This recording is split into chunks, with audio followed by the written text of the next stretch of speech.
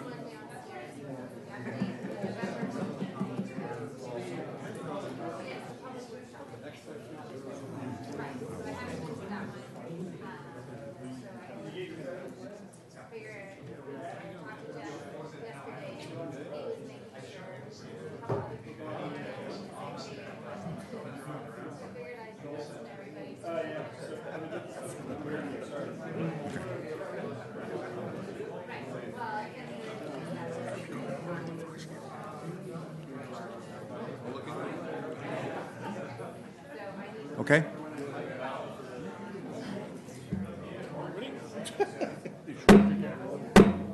Okay, let me call to order the Fox Canyon Groundwater Management Agency meeting for today, Friday, December 9th. If you please rise for Pledge of Allegiance. Neil, if you'll lead us. Please follow me. I pledge allegiance to the flag of the United States of America and to the republic for which it stands, one nation, under God, indivisible, with liberty and justice for all. Okay, roll call. Chair Mulhart. Here. Director Andrews. Here. Director Bennett. Director West. Here. Director Terry. And I believe Steve will be here shortly. Okay. We have for other. Yeah, okay. In the audience, we have Bob Aranio, an alternate. Who else is in the audience? Oh, there's, yeah, there's Andy. Andy Waters is an alternate, and I don't see any other alternates. Okay, let's do agenda review. Chair, staff would like you to consider moving item number 6 to the top of the regular agenda. It may take some time because we're not really sure, and in the interest of those who are here for that item, that's especially we suggest you move to the top.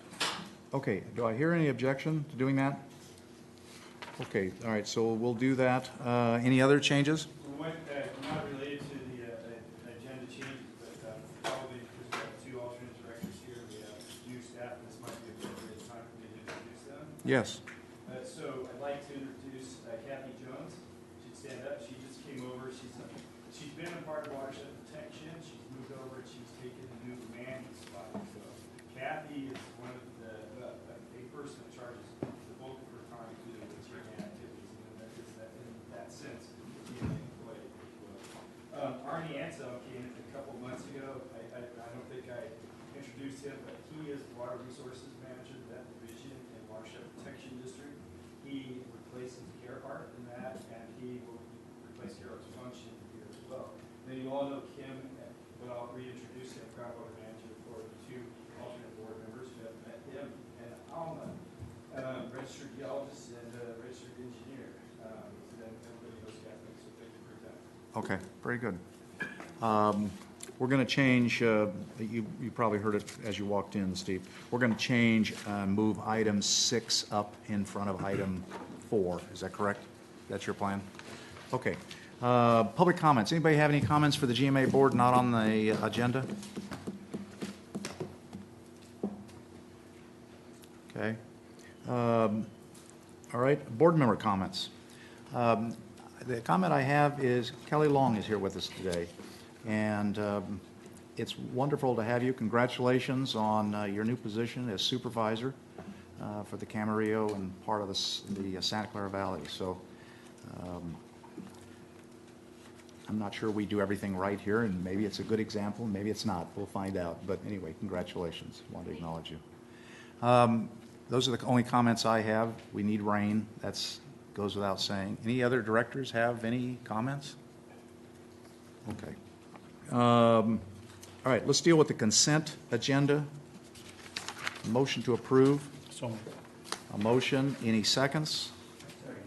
A motion is second. Any discussion? Okay. Any objection? Okay, it's so ordered. Let's deal with item number 6.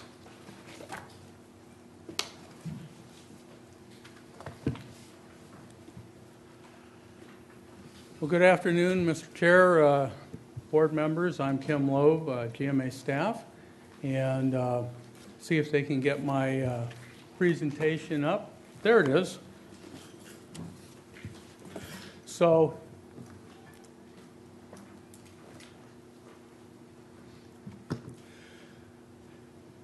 the GMA has been talking, and growers groups have been talking about the possibility of a water market in the Fox Canyon GMA for a long time. There's a growers group that has been working on this for well over a year. And the general opinion is that a water market provides a lot more flexibility and certainty of water in times of tightening allocations and other restrictions on water use.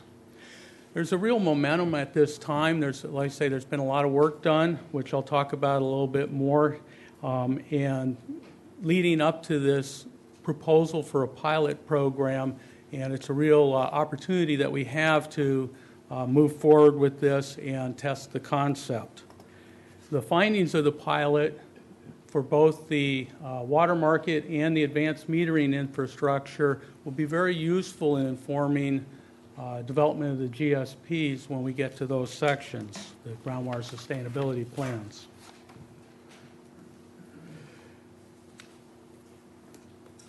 Whoops.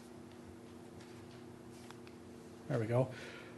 So the goals of the water market group was to give users flexibility in meeting regulatory constraints on groundwater pumping, to incentivize conservation, principally investment in water saving, water efficiency irrigation technologies, and also to incentivize development of new water resources. So a brief history, of course, Emergency Ordinance E was enacted in April of 2014. The goal was 20% reduction of baseline down to about 100,000 acre feet a year total. In the calendar year 2015, as you'll hear a little bit later in Kathleen's annual report, the extraction over the GMA wide was 142,000 acre feet, which was well above the goal. But as we're dealing with the allocations, the growers group has been meeting. One of the things that they really felt strongly about was the implementation of advanced metering infrastructure, or AMI. The group formed as a formal water market group in December of 2015 and has held 14 meetings since January of 2016. It's co-chaired by Matthew Feenup from California Lutheran University, who's here, and also Edgar Terry, a grower in the Oxnard Plain there. There was a AMI proof of concept program that was completed in February of 2016 of this year. We learned a lot of things from that pilot. It was a very small-scale pilot, and we learned what works, some of what works and what doesn't in terms of how to move forward on that. There was a vendor workshop, a grower workshop that was held in August of 2016 with 3 different AMI vendors, and that was very informative and helped to advance our knowledge and understanding and the input that we got from the extraction community. So the board asked that the water market and AMI efforts come before the executive committee and work through some of the details of both programs and the pilot. And so we first met with the executive committee on October 3rd, and the executive committee basically said, you need to really work to develop more specificity for rules and regulations, develop a timeline, and work on draft ordinance language. Subsequently, the Water Market Group chair and staff and agency council met in a series of meetings, over 8 hours of meetings, to really develop it, flush it out, develop the ordinance, and get the details worked out. Came back to the executive committee on the 14th and proposed the pilot program we're going to talk about today. The executive committee recommended that an ad hoc water market committee be formed to work through the pilot on some of the remaining details and to help inform staff and monitor the effort as it was ongoing, and also recommended, in terms of operational issues with AMI implementation, the pilot to work with the operations committee on that aspect.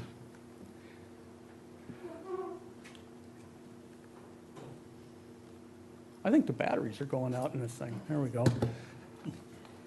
So, as the Fox Canyon GMA, the things that, as far as staff recognizes, are concerns for us and our mandate, and what we need to do is we need to be assured that any trading or water market does not increase net water use, that the net allocations and pumping remain the same, and ideally there'd be less pumping.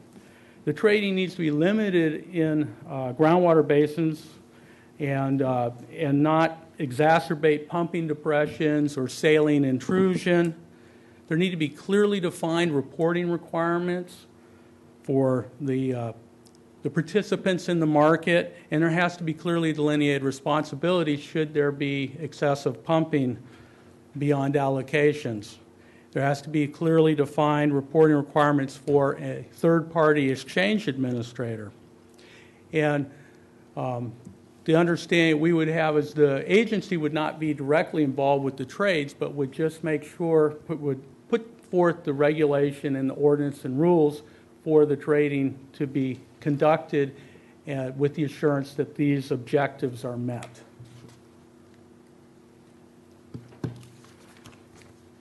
So the proposed pilot program would be limited to 30 participants. These would be agricultural participants only ag to ag trades. It would be through the remainder of the current crop year, which ends on July 7th or 31st in 2017. As I said, they have to be an agricultural operator in Oxnard Basin. Participants were required to install AMI on their wells. They must not have incurred surcharges in 2014-15. It must be in compliance with whatever rules and regulations the exchange administrator lays down, and also be in compliance, of course, with all FCGMA rules and regulations. And then we have a requirement that they be approved by the executive officer. Mainly that's a locational issue to make sure that there isn't any trades that will affect the pumping depressions or saline intrusion and whatnot that I mentioned before. So the way the market would work is there would be a third-party exchange administrator. California Lutheran University has indicated that they have a desire to take on that role. The executive committee, or perhaps your board, I can't remember for sure, thought it would be best to have maybe a couple opportunities. And the Farm Bureau has indicated that they would be a willing participant, but although we just received a letter from them saying they thought that CLU would be the best administrator for that.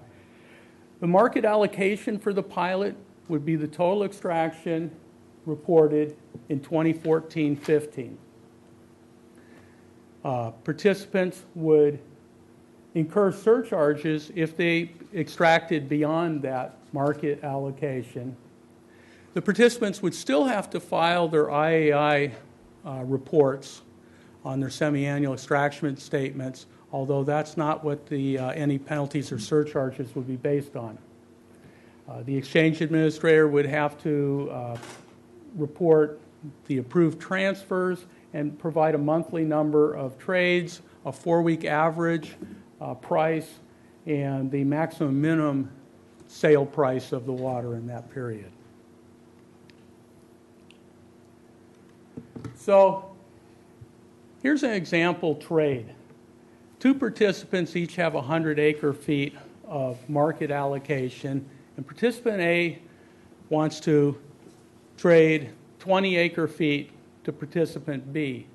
Participant A's market allocation is now 80 acre-feet, and participant B's is 120 acre-feet. And those respective extractors are now liable for surcharges if they exceed that. So the net is still the same initial allocation. It's just been transferred between them along with the allocation.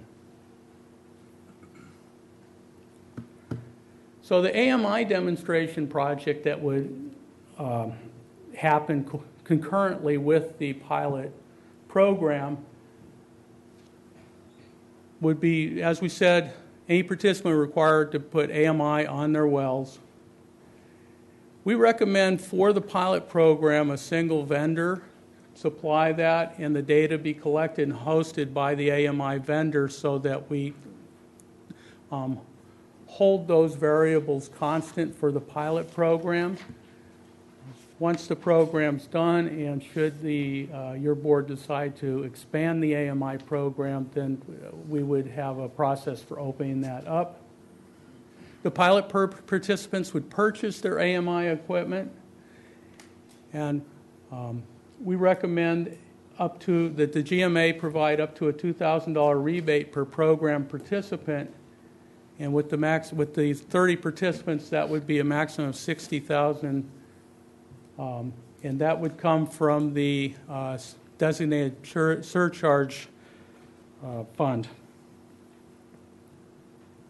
Non-market participants, with those with existing AMI, have expressed an interest in connecting in with this program, and we would encourage those that have that to connect their existing AMI equipment to the AMI pilot test host so those data can be compiled all in one place.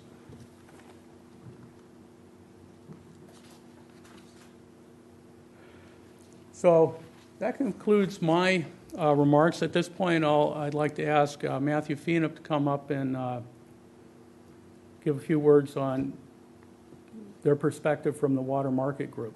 Okay.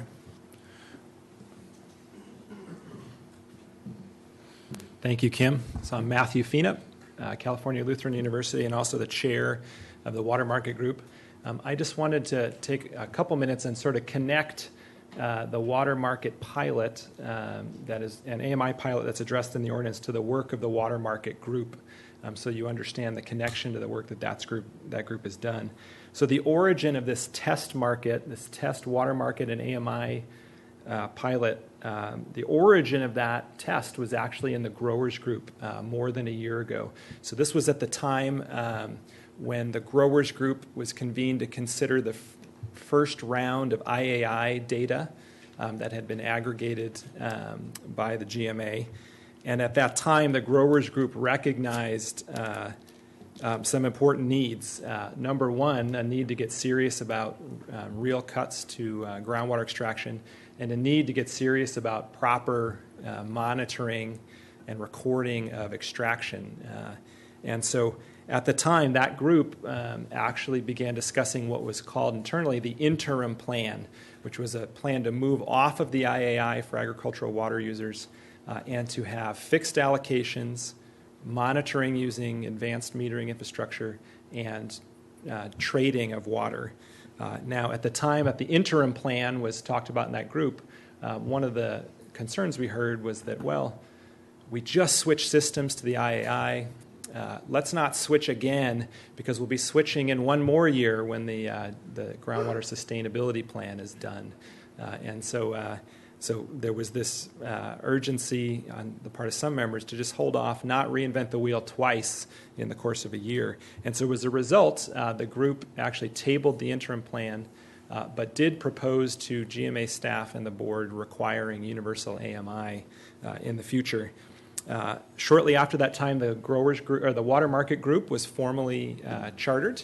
So the growers group was expanded to include cities and other water users.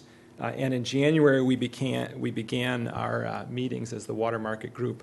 Over the course of actually our very first effort as a group, at the direction of GMA staff, was to do a thorough review of California's adjudicated basins, trying to treat those as sort of fence posts that we would operate inside of. And so the product that we produced was a report called Trading Institutions in California's Adjudicated Groundwater Basins, Rules, Regulations, and Trading Activity. So that's about a 50 or so page thorough review of all adjudicated basins.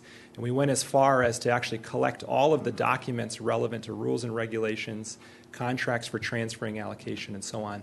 And all of that is actually available through the Water Market Group's SharePoint site. Some other endeavors we undertook were a survey of case studies and academic papers on water markets. And then lastly, we invited presentations by experts who are actually operating water markets in the American West and in Australia. And what we heard from those presentations was that we should start simple and consider doing a pilot. And so that sort of reinforced the notion of a test market that the growers group had been talking about months earlier. So the growers group worked on a set of draft recommendations over 14 meetings and over 40 hours of deliberation. That group actually agreed to a draft set of recommendations. That's the only details left to be handled there are coordination with the Las Pasos users group over how reconciliation of the water market rules and recommendations for those two areas. And also, we need an opinion from Metropolitan Water District about rules relating to their service boundary. So that's the draft recommendations. We actually, in February or March, GMA staff actually invited Edgar and I and a couple growers to the County Government Center to discuss a water market pilot. And again, those discussions have been happening since March of last year. That idea was revised at the same time that the Water Market Group was working on its draft recommendations. And so it is that process that ultimately brings the presentation that you have here before you today. Okay. All right. Before I go to the audience, any directors have any questions, comments? Steve. I'll start with Matthew, and then I'll go to staff. But I appreciate your role in sort of helping to convene and to bring this topic forward, and your background in economics and stuff. But I want to try to make sure that from the outset we don't have any misunderstandings in terms of that. You're interested in providing this service. I think it's because of your involvement, it's certainly appropriate for us to do that. But my sense is, in the long run, after we go through the pilot, that will give you an advantage. But do you see this as something that people are going to bid on in terms of who actually provides this market coordination effort? Yes. Yeah, so in our discussions with GMA staff, one thing that GMA staff was extremely clear, explicit about, was that the exchange administrator and the AMI vendor for the pilot would be told up front that this in no way privileges you to be the vendor for the agency-wide water market if, in fact, one is implemented. Good. So I appreciate that you're well aware of that. And then how do you see the reimbursement for the exchange administrator taking place? Well, the assumption is that there would be some small percentage of transactions that is used to cover administrative charges only. And is that what you would see after the pilot program also? The same kind of format? Well, again, that actually, since the assumption is that will actually go to an RFP process, you might hear different proposals on how that's funded from the individual. Okay. Well, again, thank you very much for your involvement. And then for staff, I just want to confirm, I've read it, but I just want to make sure I get it out here on record. These transfers will be ag-to-ag transfers. That is correct. Correct. No other transfers. No other transfers. Good. Thank you very much. I have a question as well. Gene. Kim, on the market allocation slide you had up there, Yes, if I recall correctly, it said that the allocation would be equivalent to a participant's 2014-15 pumping. yes. So suppose that participant had incurred surcharges for overpumping in 2014-15. Will its allocation for purposes of this program include that surplus water? You don't qualify. If they had a surcharge, they would not be eligible to participate. Yeah. They have to have not incurred a surcharge. Thanks. Okay. The intent is to remove as many variables as we can and get down to the pure mechanics of trading from A to B and being able to track it and test the market rules that we've developed. And later we're going to talk about an ad hoc committee to make sure that the GMA backroom process is moving along at the right pace, and we'll talk about that later.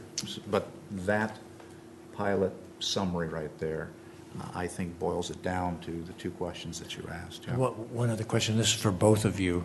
What's your sense? Are there 30 people out there expressing interest? Are there 10 people out there expressing Defer interest? to Matthew on that. Yeah, so back in March, Edgar Terry and I and John Christ at the Farm Bureau actually started to talk to growers. So first of all, we looked at a map and identified within a geographic region who were the possible growers. And then our priority was to identify buyers and sellers, so people who thought who recently implemented some new water-saving technology and thought that they had water, they had a surplus of water. So buyers and sellers, and also all of the various cropping patterns represented. And so an initial list of about 50 growers was assembled. Edgar and I facilitated a water market pilot workshop where we spoke with those individuals, talked through the ideas of what this might look like, and confirmed, do you still think you might be a participant? And then there was one last round where GMA staff actually placed a phone call just this month since the first executive committee meeting to confirm that those people are still interested and that we had the appropriate mix. Okay. I find an interesting question for all of us, I think, to consider is that we're using the 14-15 pumping that they did, as you were referring to. Yet we recognize we're way over what we think our sustainable yield is.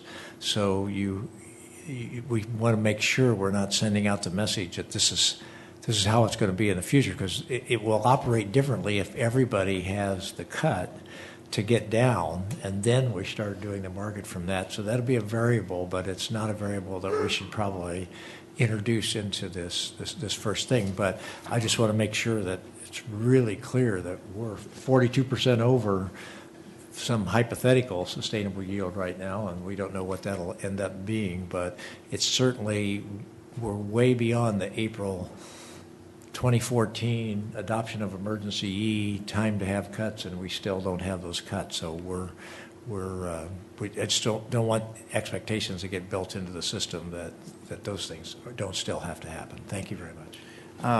With regards to Steve's comments, it's exactly right. We've said it to the vendors. We're saying it to everybody. This is a pilot project and it's under some limit rules.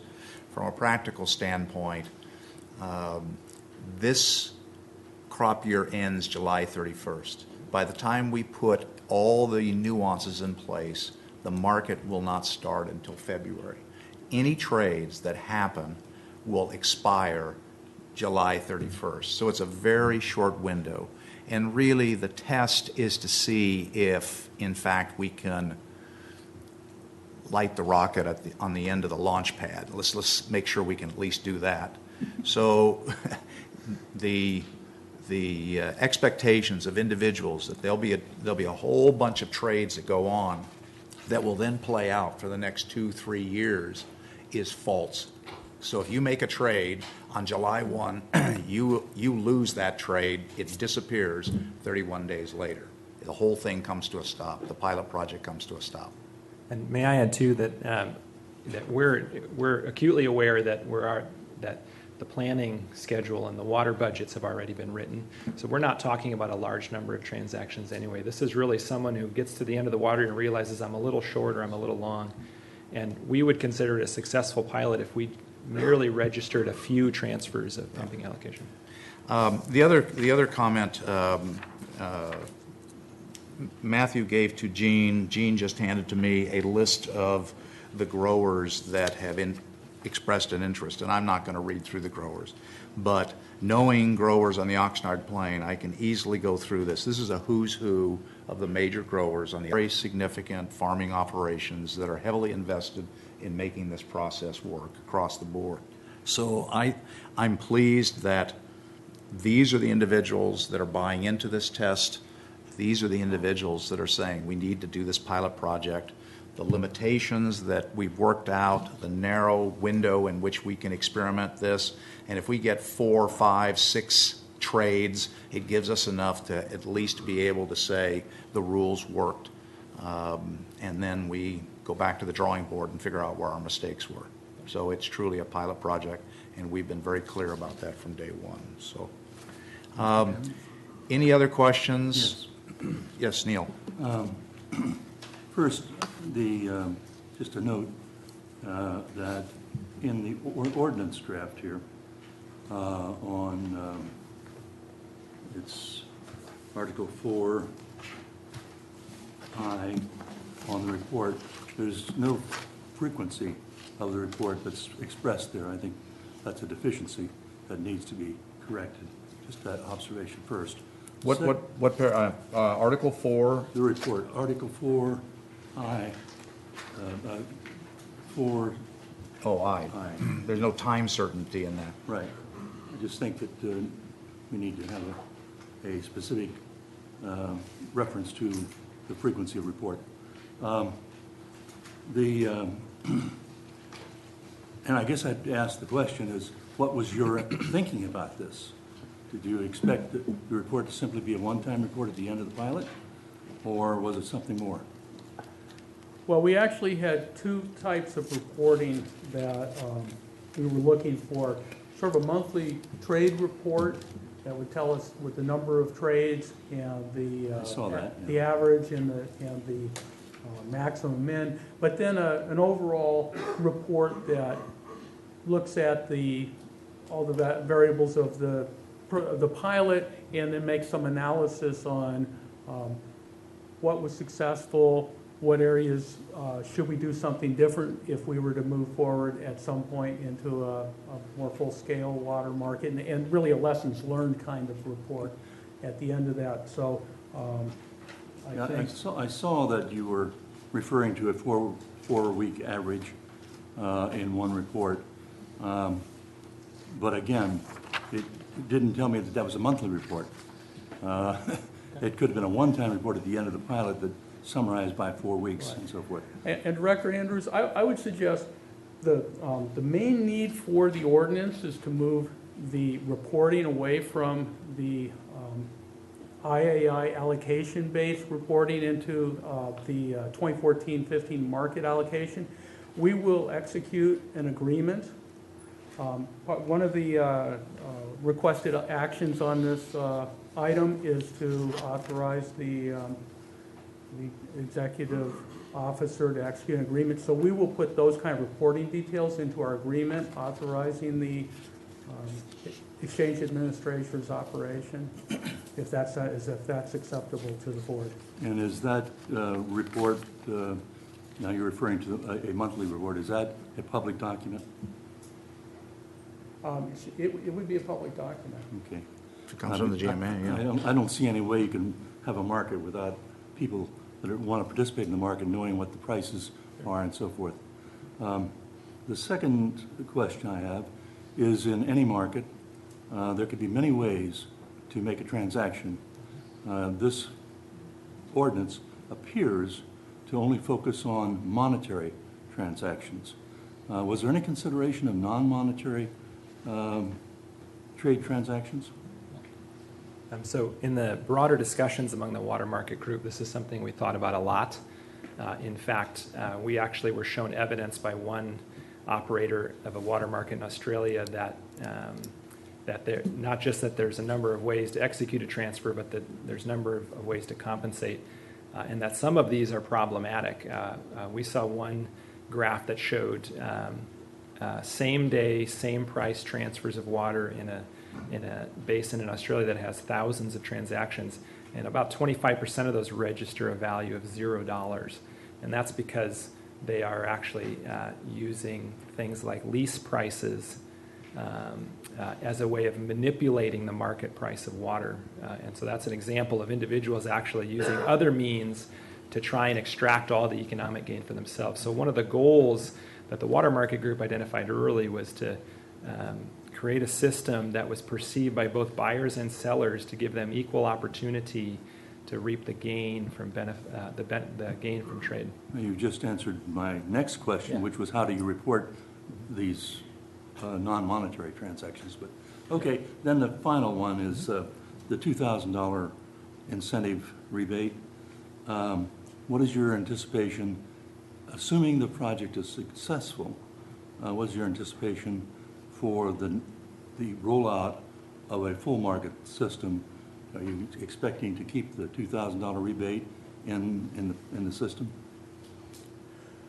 Well, I think that I'd like to disentangle the rebate for the AMI program from the water market pilot. These pilots are running concurrent, and we're requiring AMI as part of the water market because it's a real synergy because the water market group has told us that it's needed. I understand. And so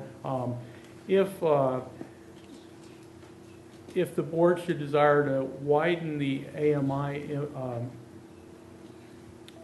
installation beyond the pilot, which I think has been for a long time a desire to do that, and it's successful, then we would look at that and bring that to your board to determine whether what kind of rebate or incentive is needed. There is funding available in the budget to have a much wider incentive or rebate if that's how the board should choose to use those funds. And so I think that's been a concept that's been pretty well discussed, and so I think that's where we would approach it. If it looks, we hope to come back soon with a report on the success of the AMI and move forward with that quickly in terms of giving a report to your board on how to move forward with that if it is successful, as we hope it is. All right, thank you. Okay, anybody in the audience? Robert.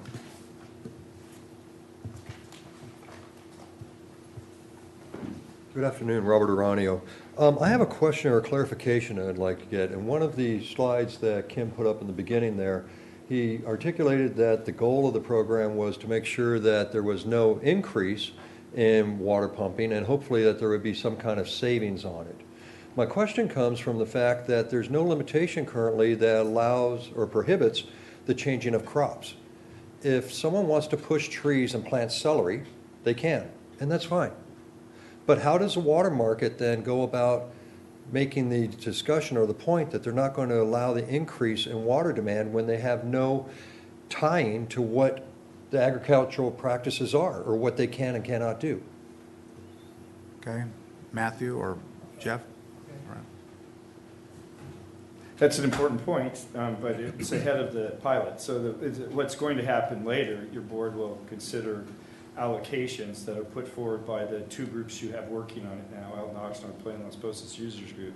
Once those allocations are in, that's what you're limited to. So if you're still a tree person, you have an allocation that will allow you to grow celery. I imagine you'll grow celery. If you're a tree person, your allocation doesn't allow that. But this is just speculation. The board's going to work on all that. You guys out in Los Pasos are preparing that allocation system. The Oxnard Plain people are. And it's got to be consistent with the safe yield calculations. And so there'll still be the flexibility, but you'll know what your allocations are and what your responsibilities are once you exceed those allocations. Does that help, Robert? Okay. Yeah, I think we put in play emergency ordinance E with the IAI with the intent of, that's a temporary fix as we move to the GSP. The fundamental direction of the GSP is an allocation-based process. We're going to hear that today from LPUG. It's what the Oxnard Plain is working on.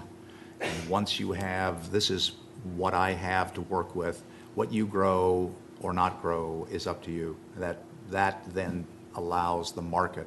The market cannot exist without that allocation. That to me is the linchpin of getting this market to work. In the meantime, we need to prove the concept that the market in fact can function. And so we're artificially pegging it right now on a timeline against this timeline here. So it doesn't run forever. No one's gaming it out 2 or 3 years. And we've got a list of growers that are saying, yes, we want to try this. But the real linchpin is that allocation. I think that solves your question, Bob. Anybody else? Okay. Staff has made a recommendation. Put my portable eyeballs on. Can I make just one comment? Oh, yeah, go ahead. Just one comment. For purposes of the pilot, and I've had the opportunity to sit down with Matthew and get an understanding of the limited scope and nature of the pilot, and I understand that. But looking down the road, whether it's an extension of the pilot or an extension of the program, as I view this, it is nowhere near as transparent as it needs to be. It is nowhere near as anonymous as it needs to be. I think the trading rules are grossly deficient beyond the small group that you've got in mind. I haven't seen yet a user agreement, but given the limited nature of the trading rules, that's going to be critical. I haven't seen anything about a trading platform, and that trading platform needs to be autonomous, it needs to be online, and it needs to be hands-free in order for, I think, a market to really be effective. You know, somebody shuffling paper among a small group of people to make exchanges in the short pilot project is fine, but that can't exist in the future. Just some ideas for going forward, because I think as a pilot project this is workable. Beyond that, it's not. Okay.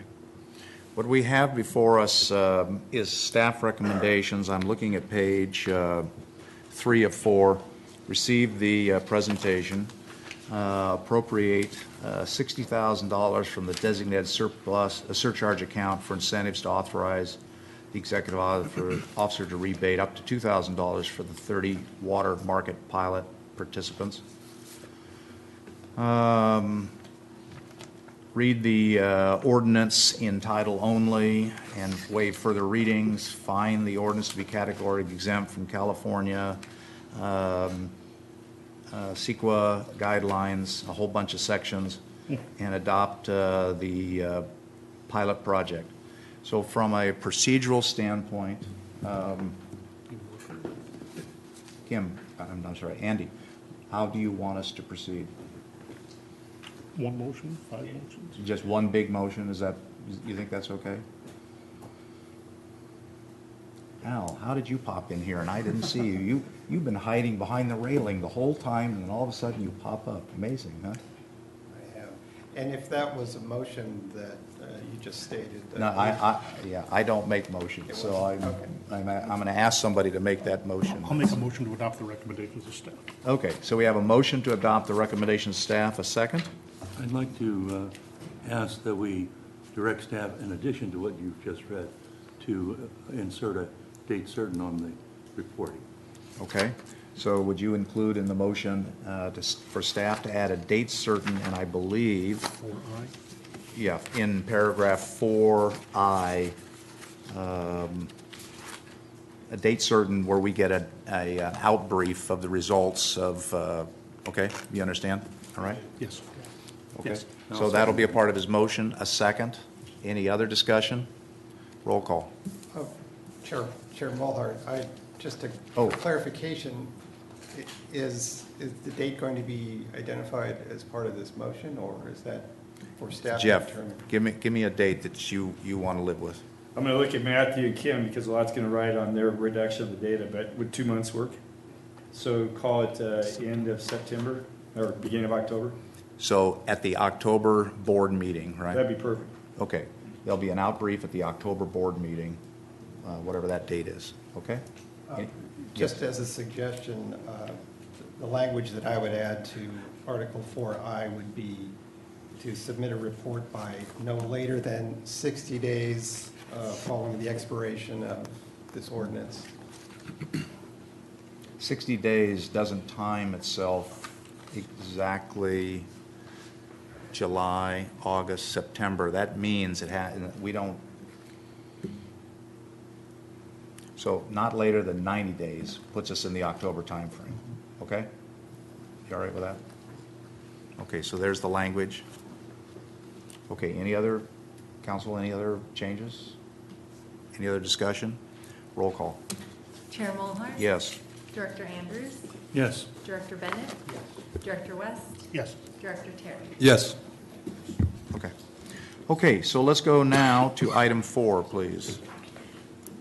Chair Mulhart, again, was part of the motion to read the ordinance in title? Oh, I'm sorry. If so, the clerk should do that. Can you do that for me, please?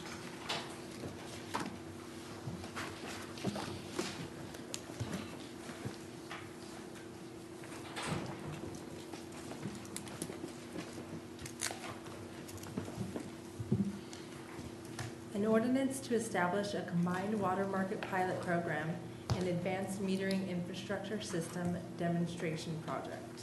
Okay. All right, everybody good? All right, so now let's go to item 4.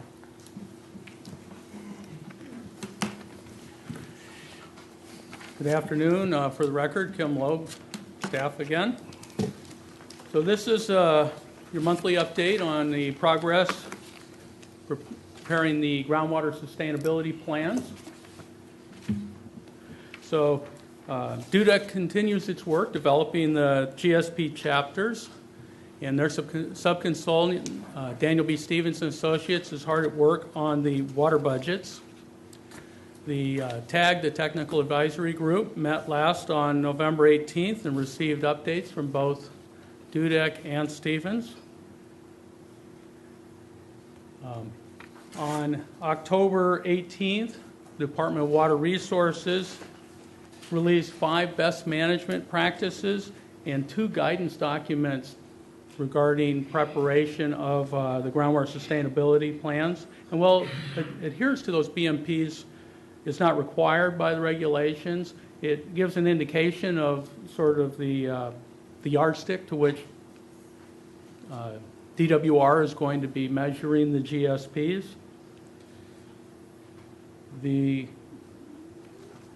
So far, the feeling is that the GSPs are fairly consistent with those that have been published, at least those that apply. They're required to finalize those BMPs by January 1st, but it's not clear when they're going to finalize the other guidance documents. They're required by statute to finalize the BMPs by that date certain. So we'll talk about those a little bit more in a bit. So the FCGMA held a public workshop for stakeholders and interested parties here at the County Government Center on the evening of November 15th. It was very well attended. We had 86 members of the public there. The purpose of that workshop was to provide the general public within the boundaries of the GMA to explain what Sigma is, what the groundwater sustainability plans are, and how they can be part of the process. The workshop was video recorded and is available on the GMA's website. And this was the first of two workshops that are included in the current work scope.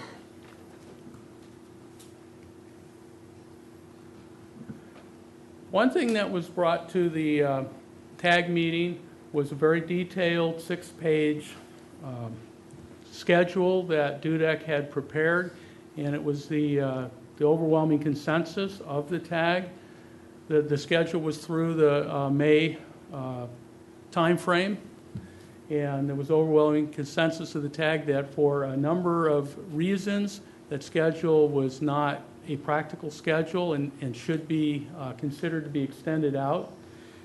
Some of those most important reasons are there's other documents that DWR and reports is working on that are important, really required really to complete some of the GSP analysis. One is the water available for replenishment. There's a typo in the slide there. That's supposed to be done at the end of the year. We'll see. That's not required by statute to be done.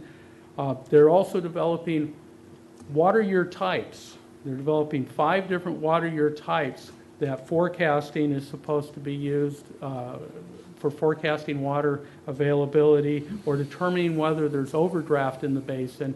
DWR is going to develop those water year types for the various basins throughout California. I've not seen any indication as to when they expect to release those. And then there's another report, Future Supply Variability, and this is basically, they will be giving the bookends for how to address climate change and sea level rise in the forecasting of the management of the basins. And so those data are basically DWR wants the GSPs to follow the uniform planning or forecasting that they're going to put on those specific items. There's also 3 more guidance documents that they are planning to publish. 2 of them are pretty applicable. One is establishing sustainable management criteria, and then the other is stakeholder engagement and communication. Again, these are guidance documents. They're not required, but they're showing what DWR expects to be in the GSPs or how they expect them to be prepared. Another thing that's happening is United Water Conservation District has for a long time been working on a numerical flow model of the Oxnard and Pleasant Valley basins. That model is just now becoming available for, they're showing it to the public. They're going to be presenting to the TAG at the next TAG meeting a week from today. And the information in that model and the forecasting that model can do will be very, very useful and helpful. It's the best available information in terms of feeding into those forecasts in the groundwater sustainability plans. And then stakeholder input is required to be part of the whole GSP development. We have that in the scope of work.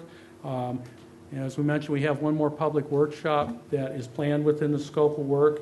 But it's anticipated that stakeholders will be especially interested in talking about undesirable results, sustainability goals, thresholds and measurable objectives, sustainable yields, and projects and management actions. And there's really very little time built in for that to occur in a way that we think will really be acceptable to DWR as part of the process. So the TAG recommended that DUDEC take another look at the schedule and bring back a draft with these considerations to their next TAG meeting, and that's what DUDEC is planning to do. Okay, so directors, question. What is the specific extension timeframe that staff is recommending? Well, we don't have a specific staff or extension time at this point. We're looking, we're working with DUDEC as they're revising that and trying to incorporate TAG's comments. And so I think we will know better when we come to TAG next Friday, and then we'll be coming to the following board meeting with the results of that and recommendations to the board on that schedule. Okay, so you're not asking for an extension today. We are You're not giving us an asking- update, and you're going to make that presentation to the TAG at the December meeting on what you think this timeline ought to be, taking all these factors, and we'll get that final timeline, decision matrix, all the things associated with it at the January board meeting. Correct. And it'll be on the agenda for possible extension at the January board meeting. That is correct. Okay. But we did want to bring it to your attention because it's obviously a very, everybody's very mindful of the schedule. And so we wanted to give you a heads up that this is something that staff, the TAG, and the consultant are working on. Okay. So, all right, anybody have any questions on that? Anybody in the audience? We all know this is just a receive status. We've received the status. We're going to get another issue to deal with in the January meeting with a potential revised timeline. Okay? All right. Do I need, Well, I have a couple more Okay. things I wanted to touch on. Sorry, All right. Chair Mulhart. not a problem. I also wanted to talk about the FCGMA online data management system. The current system was updated in 2010 and provides online account management for well owners and operators, as well as managing the allocations. It's been modified a number of times based on changes in allocation systems and whatnot through board ordinances. And these requirements have become more complex, but generally they are consistent across the GMA and in time. But there's much more complex allocation systems that have spatial and temporal variability that are being considered as part of the GSP process. You'll hear from the Las Posas users group later today about what they're considering for that Las Posas Basin. And then with water markets, they're adding a lot of complexity that the current system really was never designed to do. And so we believe it would be prudent to look forward to bringing a different system, a new system online. And so we will be coming to you in a future meeting to lay forth some ideas and a plan that we would recommend for moving forward with that. Okay. We don't want to be caught behind the 8 ball in terms of our data management. Okay. Any questions on that one? Anybody from the audience? Okay. And at this time, I'd like to introduce Matt Naftali, who's the Assistant Project Manager for DUDEC, and he's going to give you a brief update on where they're at. Okay. Good afternoon, members of the board. Some of the meetings that we've attended since your last board meeting included the November 18th TAG meeting and the November 17th Best Management Practices meeting from DWR that Kim mentioned. We have, as you've heard, we are conducted the first public meeting on November 15th. And then importantly, the upcoming United Water Conservation District meeting that's on the Oxnard Pleasant Valley groundwater model. And we're looking forward to that because the model and the associated data will inform the interbasin boundary flows and the other elements of the GSP. We've made the following progress on the GSP documents themselves. The hydrogeologic conceptual model is complete and has been presented to the staff and tagged for comments. We've completed drafts of chapters 1 and 2 for Las Posas and Oxnard. We've received comments from staff and tag on those. Chapter 1 and 2 for Pleasant Valley are nearly complete. And Chapter 2 for Santa Rosa is also nearly complete.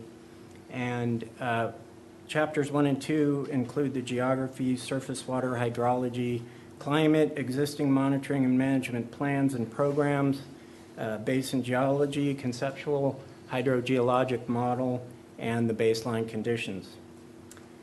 In regard to the water balance, Daniel B. Stevens has nearly completed compilation and verification of the necessary data, and they're reviewing and evaluating existing models and identifying wells that can be used for the change in storage analysis.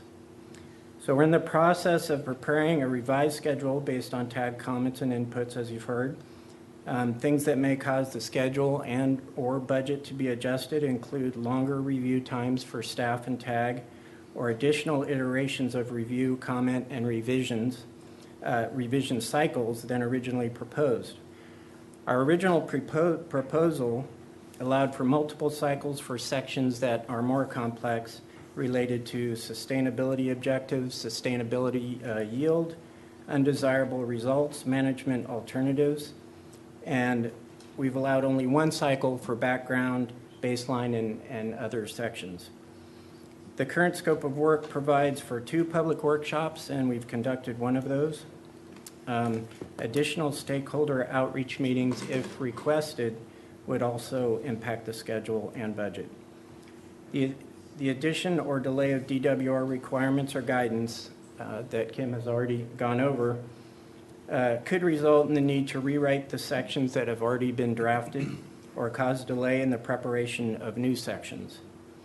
Examples of these items are the revisions to the GSP format or content requirements, and DWR has already revised the recommended structure of the document once. Release of guidance for climate change analysis, release of area-specific wet and dry year definitions, and guidance for groundwater-dependent ecosystems. For some of these, DWR has indicated a release date of July 2017. Okay. All right. Anybody have any questions? Anybody? All right, Kim? I'd just like to also inform the board that as the draft GSP chapters are brought to the TAG, we are putting them up on the public GMA website, and we have a mailing list, email list and a special email address actually for GSP comments for the general public, and we're letting folks know so that those reviews can be done concurrently to try and keep the schedule going. So that's all available as it is available to the TAG, to the public to have a concurrent review. Okay. All right. Very good. This is a receive and file. Is that correct? Any objection to receiving and filing? Do we need a formal motion? No. Any objection? Okay, so ordered. Let's go to item number 5.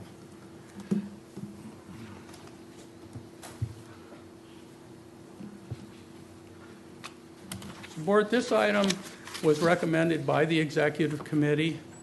As we talked about under the water market pilot, the executive committee felt that it would make sense to have an ad hoc water market committee formed by your board to work with staff in the water market group and council to address any of the remaining details and issues, and just kind of give input from the board perspective to the pilot and the findings of the pilot before they come back to the board. Okay. Let me comment on this because it was something that I brought up at the executive committee meeting. First of all, I appreciate the staff's comments in here, but I take it.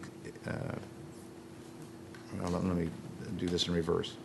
I believe that the success of many of the things we're putting in place depend upon the ability of the GMA staff, board, agency to be able to do its fiduciary responsibility of making sure that it's fair, it's equitable, that people don't game the system, that in fact we meet the goals and objectives of bringing our aquifer into sustainability, and we do it over a long period of time.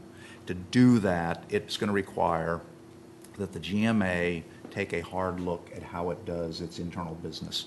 And we may have to change the model of the way we do business because the product that is now before us is different than the product that we've had in the past.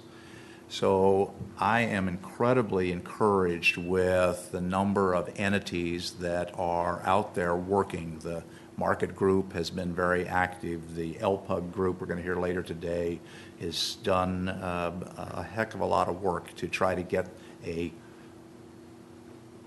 allocation scheme in place. The Oxnard group is working on that as well. So all of the groups are working towards the common goal of coming up with a sustainability plan on a very aggressive schedule. And we've heard today that TAG may actually we may have to debate the issue of delaying that schedule a little bit. Ultimately, we all want a workable, usable product and not just something we cranked out for the sake of cranking it out. We're all in agreement. So my concept was that we need to make sure that the GMA staff has the resources, the skill set, the computers, the procedures to make sure it can do its job. In this issue of the water markets, I am truly a fish out of water on this issue. It's more aligned to a security insurance kind of issue because it's a lot of legalese and a lot of money potentially changing hand. So I suggested at the executive committee that with Gene's background as an attorney dealing in securities and insurance, he would be really positioned well to, in effect, look at what our capabilities are and figure out if he were going to attack us as a litigator, where would he attack us and what holes do we need to plug so that we never have to see him or his colleagues in court. So what we're going to do is we're going to take him out of his role as a litigator and put him in work as an individual to help keep us out of that process. So, and I have had a conversation with Gene, and he had a big grin on his face from ear to ear when I proposed this because this is like chumming the water with Gene, right? He was so excited. Nice. You like that. So when staff wrote this report, I don't recall that I specifically said, these are the two names, these are the names that I suggested, but I did not recall at the time saying that this is what it's going to be. I think I said that this is what I'm going to propose. It's up to the board to determine what they want to do.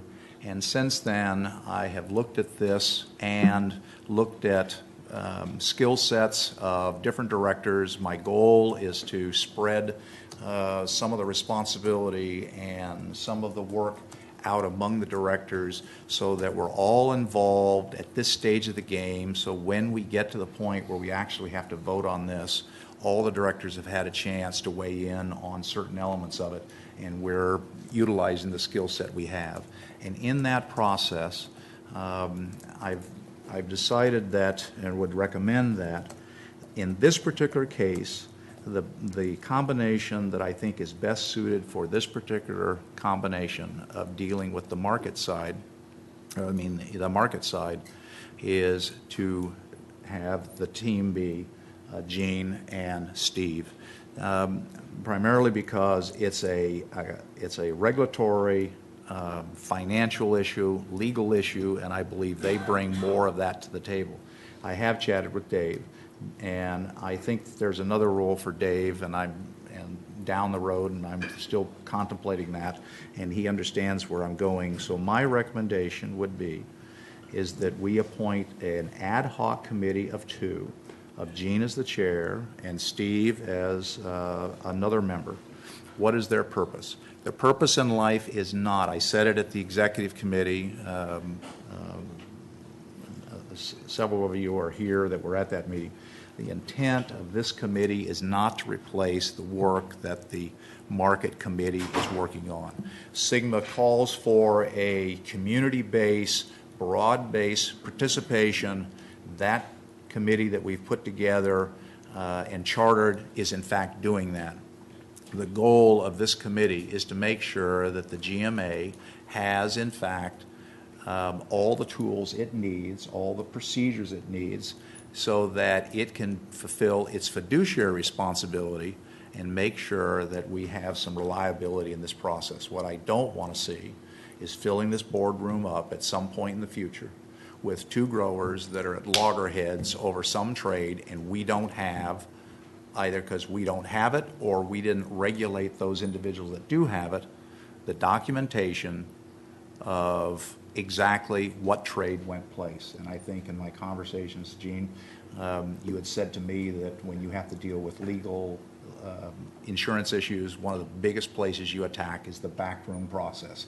If the backroom process has failed, then that whole transaction is at question. So what I would like to do is put together that ad hoc committee for the purpose of, and the statement that you just made earlier in your presentation, that a lot of our data procedures, computer capability is now coming up on 7 years old. And all of this ties together at the same time. So we need to look at that. We need to make sure we know what we're doing, the rules and the procedures in place, so that there is confidence in the market. We're going to have to do the same thing when the allocation system is put in place, either for LPUG or the Oxnard Plain, that we have confidence that we can track all this stuff. So this process needs to go forward, and I'm going to ask Gene, is this a fair summation of What we discussed, sure. Yeah. Sure. Yeah. Anything you want to add to that, or what do you think? No, I think it's a good idea, because I think if Steve's got the time, we can work together with the market group to make sure that the process and the GMA are well positioned to serve the public. Okay. Steve? Okay. Neil, any comments? Well, any comments? From the audience, any comments? Okay, so my direction would be then let's create an special ad hoc committee for reviewing the market process with regards to the GMA's responsibilities and roles. Okay, anybody object to that? Do we need a motion on that, or is that? I was going to ask, was that a motion, or? I'll make that as a motion then. All right, that's my motion. And a second. Any other discussion? Roll call. Chair Mulhart? Yes. Director Andrews? Yes. Director Bennett? Yes. Director West? Yes. Director Terry? Yes. Okay. Brian, or who's going to start off on the item 7? Chair Mulhart, I will start off, and this is an easy one for me because my whole duty here is to introduce Brian Bondi, who is the Las Pasos Users Group facilitator, and he is going to walk you through all the hard work that they have done on their allocation system that they're proposing. Well done. That was a good job. I tried to cut to the chase, but you said no, you wanted to say what you wanted to say, so that's okay. That's fine. Afternoon, directors. Brian Bondi on behalf of LPUG today.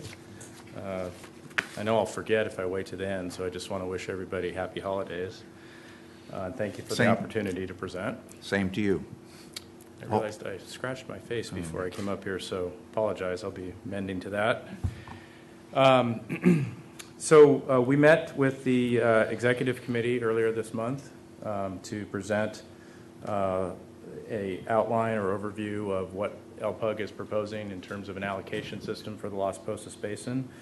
I think it's fair to say that what we presented was well received, and we were requested to come give an overview here to the board. So that's the purpose of today's presentation. Just a little background. LPUG began working on the allocation system after emergency ordinance E was adopted. Our effort to develop an allocation was formalized by your board through the creation of a charter under the Sigma process earlier this year. We've been meeting monthly with Tully to go over the plan, and then more recently now with his departure, Kim, to keep up to speed on their comments. I just want to preface this presentation by saying this is not an easy thing to do. This is the reason why groundwater rights adjudications take many years or decades to come to agreement on how to share water rights. In this case, we're talking about allocations, but it's very similar. You can best view this proposal as a series of delicately crafted agreements and trade-offs. That's essentially what it is. There's a number of moving parts in this program that all work together to achieve something that everybody felt was fair and balanced. With that, I think we'll move forward. I'll try and keep this short. I know I'm probably the last barrier to the weekend here for many folks. So. The goals for today, simply just try and receive feedback at the board level, whether we're on the right direction or if there are fatal flaws. Hoping based on the feedback from the executive committee that it's more of the former.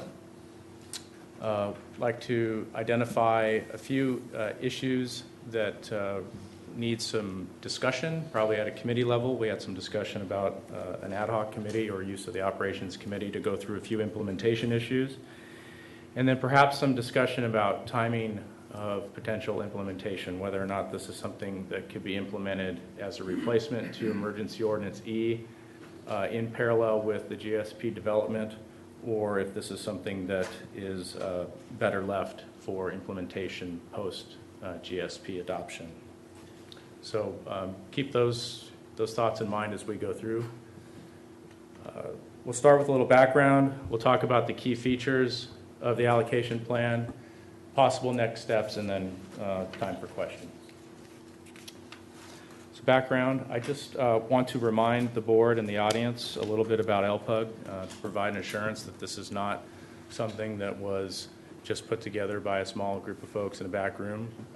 LPUG is a very active stakeholder group. We represent approximately 2/3 of the pumping in the basin. You can get a sense of the different organizations that are involved by looking at the slide. Key to understand, all major water systems in the basin are represented. LPUG has a rather formal structure. We developed a charter a number of years ago that puts in place a voting panel. You can think of this as a board for LPUG. The panel is only used if there's an item that cannot be determined through consensus at the group level. We've never used the voting panel to decide anything other than amending our charter. I want to note that the allocation plan was approved by consensus. We did not have to vote on it. LPUG does use a series of committees to work on detailed issues. Allocation plan is one of those. We did have a committee that spent many, many hours on this. This slide shows the regular participants in the committee. I won't go through all the names, but suffice it to say we had representatives and directors from the major mutual water companies in the basin. We had landowners. We have M&I represented by Crestview Mutual and the waterworks districts, and I facilitated the process. The goals of the allocation system, first and foremost, are to provide for sustainable groundwater management. That's a given. Some of the things that the groundwater users in the basin wanted to see or achieve out of this allocation plan, perhaps first and foremost, they wanted to maximize certainty for business planning. They wanted to know that they could make plans in the longer term, the midterm. We have a lot of permanent crops in the basin that requires a stable and predictable allocation scheme. Not necessarily numbers, but they need to understand how the numbers will change over time. The users felt very strongly about including mechanisms to provide flexibility in their water use. This plays out in terms of the proposal to have a carryover where you can use allocation over a period of time as opposed to a certain rigid number each year. The plan needs to be adaptable. That's because we know the basin yield can change. So the plan is designed to float up and down based on what we understand the basin conditions to be at any point in the future. A key guiding principle for the development was to try to respect groundwater rights principles as much as possible so that it has a solid legal basis, but at the same time try and minimize some of the undue hardships that can result out of a strict adherence to groundwater rights principles, and I'll illustrate what that means in a moment. We also wanted to address groundwater storage in this plan, and principally the Cayugas ASR facility. So some of the key challenges to address in the Las Posas Basin that may be a little bit different, some of the other basins that GMA will be dealing with, unirrigated land. As you can see in the picture, there is new plantings in some areas. We have area in the basin that is still susceptible to future planting, and we wanted to be able to accommodate potential planting, new use of groundwater unexercised rights to some level to minimize the potential for litigation. The other challenge we have in terms of cropping patterns, we have more permanent crops in the Las Posas Valley than other basins in the GMA. That in of itself isn't necessarily an issue, but what it creates is a wider spread in irrigation demands. So we have citrus growers down near 1 acre-foot per acre all the way up to folks using in the high threes. So it's quite a range, and we needed to find a way to balance that. And this is wherein one of the key dilemmas came, where from a water rights perspective, it's sort of the more you use, the more you get. But we also have over half the basin in citrus crops that are on the lower end of the water use spectrum, many who have invested in efficiency measures and have been good stewards of the land. And so strict adherence to water rights principles would be difficult for them to bear in terms of having to cut back and remove trees, while other folks would still have the opportunity to plant new trees. So therein lied the key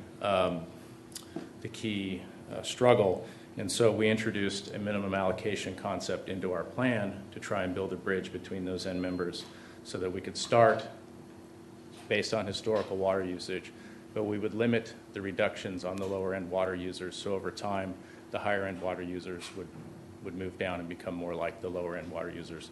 This provides time for the higher end water users to adapt to the plan and perhaps change their business practices over a period of time. There are quite a number of components in the allocation plan. These are the ones I'm going to talk about today. Don't need to read them, but they're the key pieces, the key mechanics of the plan.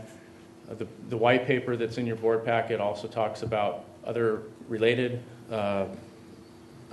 elements, including how the allocation plan interacts with the water market. I'm not going to go over those today, but just wanted to list them so you're aware that they're in the document. All right, so let's talk about the key features of the allocation plan. First, we'll start with management areas. Within SGMA, the GSP emergency regulations provide your GSA with the opportunity to manage differently within a given basin. And within the Las Posas Basin, based on the hydrogeologic characteristics, we have 3 unique areas that we're proposing be managed, set up as management areas for differential management. These areas are the West Las Posas Management Area, the East Las Posas Management Area, and then we have an aquifer called the Epworth-Fairview Aquifer that is a small isolated aquifer that appears by all accounts to have its independent water budget from the rest of the valley. So there are 3 areas that hydraulically are distinct. We are proposing that we develop one set of rules, so everything would work the same in each of the 3 areas. But the numbers would be different according to the yield of those areas and the historical usage. This map is just showing the western management area, eastern, and then approximately, for illustration purposes, where the Fairview Epworth aquifer is located. All right, base allocation, sustainable yield, and allocation reductions. This is really the meat of how it works. This is a roadmap. It's actually fairly straightforward at the 50,000 foot level how this works. You have a starting point, which is based on pumping during a base period. We've defined this as 2009 through 13. At the time we started this process, that was the most recent complete 5-year period of reporting. We picked that because it is generally consistent with the period that is selected in many adjudications. So again, trying to honor and respect groundwater rights principles. This is one way we did that. So you have a starting point. If you do the math and add up all the pumping in the eastern management area and the western, these are the numbers you get. Those are just straight out of the GMA's records. We would propose to have a 10-year period in which we would reduce from those base allocations down to whatever the sustainable yield is. That's the goal. Now you'll notice there are numbers in here for the sustainable yield. Those are numbers that I developed prior to SGMA. based on a traditional safe yield analysis. We're not proposing that that's the sustainable yield. What we've used these numbers for is planning, so people could have a sense of what it would look like and an approximate understanding of where we might end up. Obviously, the sustainable yield will come out of the tag process with the consultant. After you've reached the ramp down after 10 years, we go into what's called a maintenance mode, where we would propose that the basin yield would be looked at every 5 years, and we'd look at replenishment activities, and if there's a need to float up or float down, allocations could be adjusted at that time. We would propose that any changes be rolled in over the subsequent 5-year period to provide a cushion and some certainty that we don't have abrupt changes in things for folks. Why did we pick 5 years? Sigma requires 5-year milestones in the GSP, so we're trying to key this to the anticipated schedule that you'll be reviewing things under Sigma.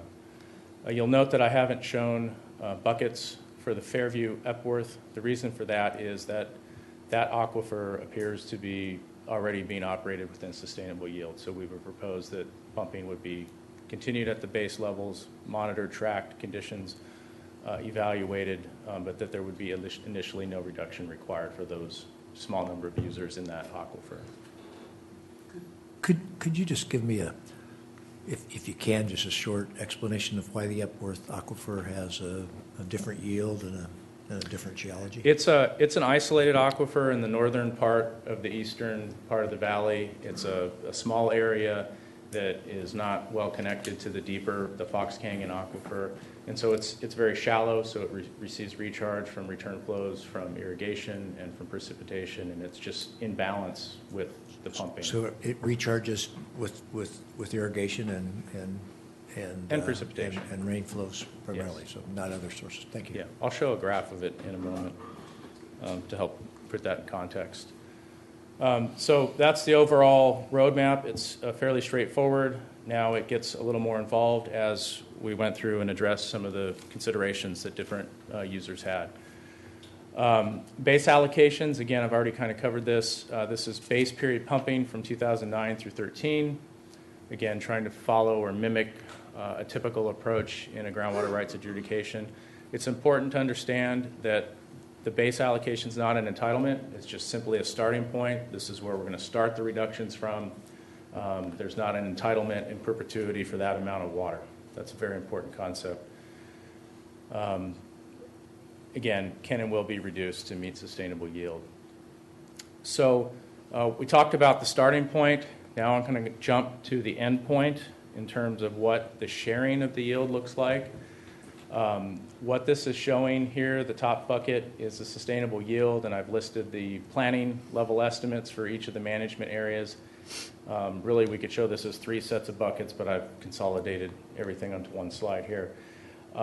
For each management area, the sustainable yield is shared by 2 primary pools, a landowner and mutual water company pool, and the Ventura County Water Works in a separate pool. And the reason we created 2 separate pools is because we're going to be implementing the minimum allocation concept within the landowner's pool.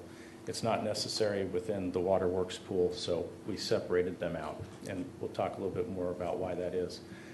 Coming down off of the landowner and mutual pool is a small pool that we're setting aside a portion of the allocations, a portion of the sustainable yield for what we call unexercised groundwater rights. These are rights that haven't been used. In other words, there haven't been pumping in the past, but landowners could claim a overlying right for groundwater. So we want to set aside some of the yield to provide a reasonable accommodation for folks to exercise rights on their land if they haven't already. And again, this is to minimize one of those potential hardships and minimize the risk that there'd be legal challenges to this plan for the GMA.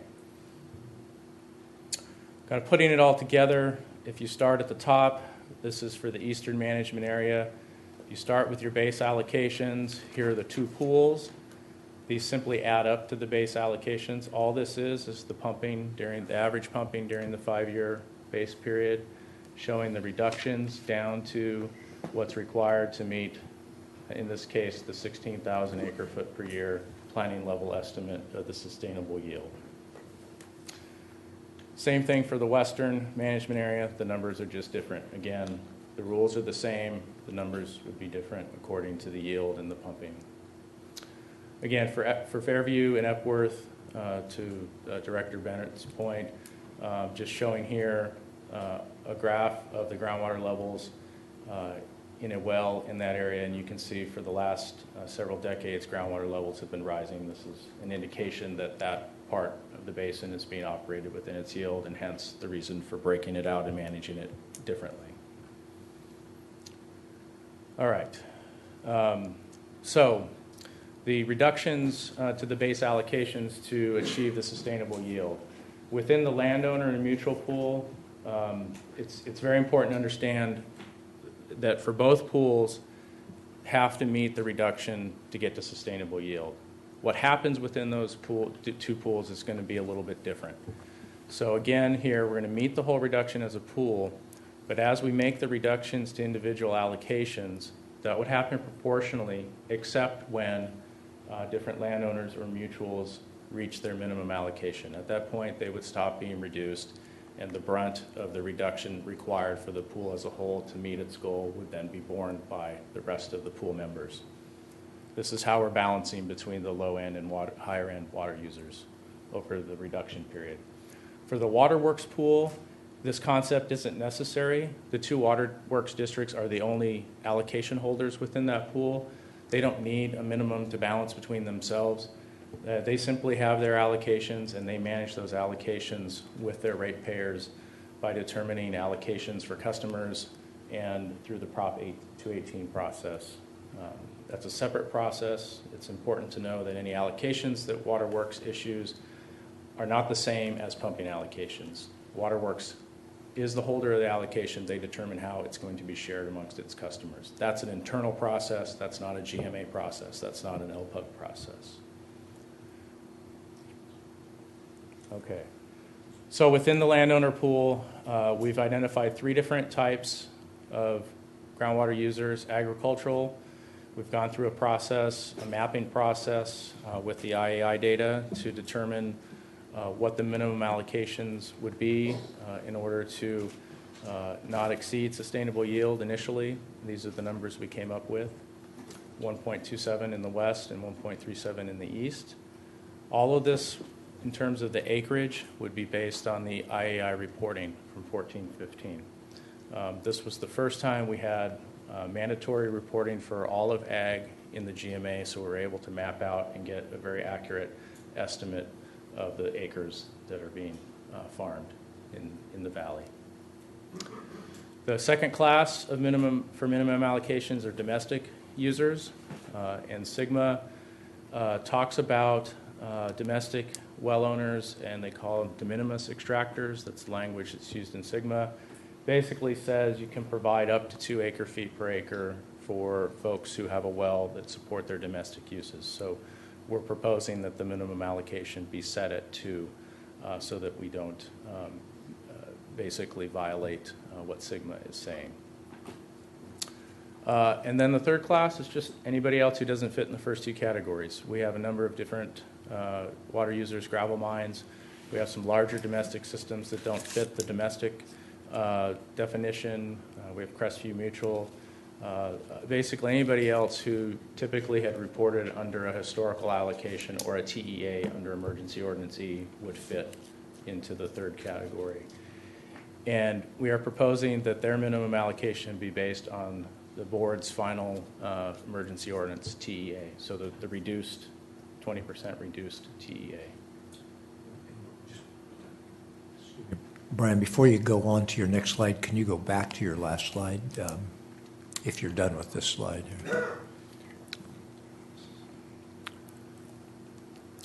There we go.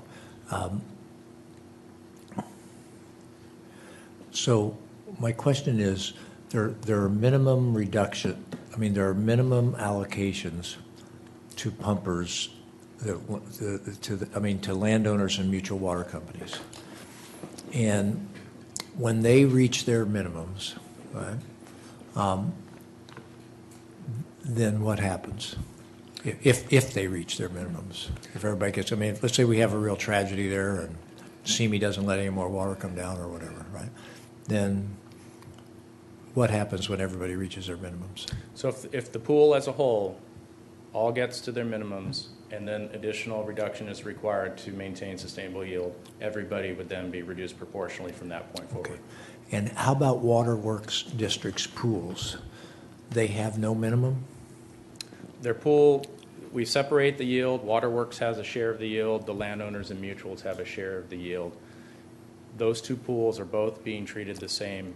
They're both getting reduced the same to achieve yield. So if let's, wherever we are, once everybody's at their minimums, then they would just get cut back the same. So if we're going to take a 5% cut after we get to this terrible spot, then the waterworks districts would take a 5% cut also. At that point, everybody would be cut 5%. Great, thank you. Yeah. Yeah. The minimum is only applying within the landowner pool. Internally, the pool as a whole is being reduced the same as the waterworks pool. Okay. Brian, go to your next slide. Go forward.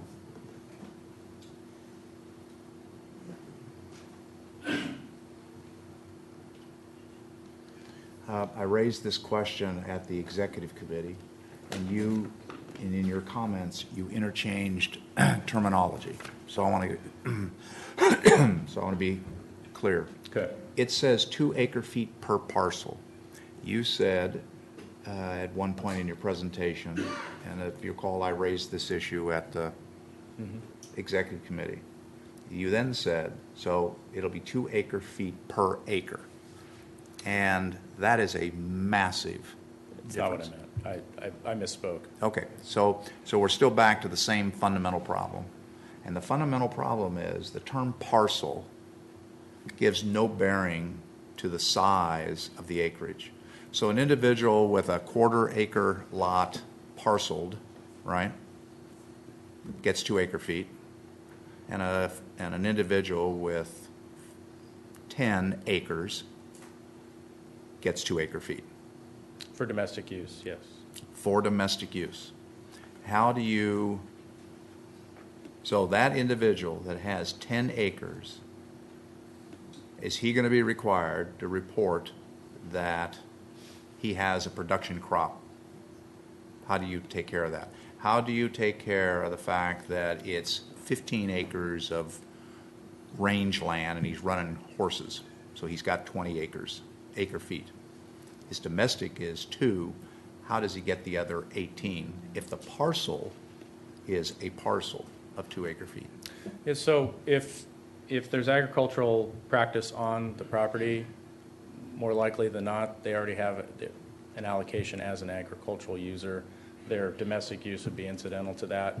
They may be getting domestic water from one of the waterworks districts. There's a variety of different possible situations that you're talking about. But really what this is designed for is the entity that owns a parcel has a home and they need water for their home and incidental landscaping use. And that's what the intent of this is in our plan. I know this is the issue. We had a lot of discussion at the executive committee, and it's one of the items that needs, we need to put some. Yeah, some and what I boundaries said on what I said at the executive committee, if I recall, was that this is the way the language was written in the enabling legislation. You're mimicking that. You just said it there. Yeah. It may be that when we get down to this level, that we may have to go back to the state and say, you need to clean up this language, because this language, in fact, is a loophole. You could have, because it addresses the issue of what is ag. Does a 15-acre parcel where individuals are running horses, is that an ag operation or is that purely a hobby? And at that point in time, where does the water come from to take care of those horses, if we're going in that direction, and still have enough water for their house and everything? Are they in now penalty phases? It has all kinds of ramifications. I think, in my opinion, the way Sigma is written, they glossed over this very quickly. And particularly up in that area, with all the little ranchettes and all the other things that are up there, this could be problematic going down the road. So I don't, well, obviously we can't solve it today because it's actually written that way, but Right. for the folks in the audience, I think this has some potential to be mischief, if that makes sense. Yeah, it was a little surprising to us. Frankly, we weren't too concerned about it because we think the cost to drill a well, particularly in Las Posas Valley, where in most areas to get down to the Fox Canyon Aquifer, you're looking at 5, 6, 7, 8, 900, over 1,000 feet. You're talking a considerable expense. We didn't feel that because of the expense, there would be that many people lining up to drill a well just to get 2 acre-feet per year. Okay. But I recognize your concern. It is a concern that I think is going to be addressed at a committee level. There needs to be a boundary put around this so that there aren't unintended consequences. Okay, all right, so Lot I'm just splitting raising it things. for everybody's, Yeah. the number of here that were not at that executive committee. And maybe the answer is that the cost of producing that 2 acre-feet is astronomically high when you have to do that kind of drilling, and maybe it's self-regulating at that point. It may be, but I think it would be worthwhile to put some parameters on this to define, from the GMA's perspective, what is a domestic use, and make it clear. What we don't want to have happen is 100 acres and somebody puts one well in and makes a claim that they're subdividing to 101 acres so they get 200 acre-feet. That's not what we want to have happen.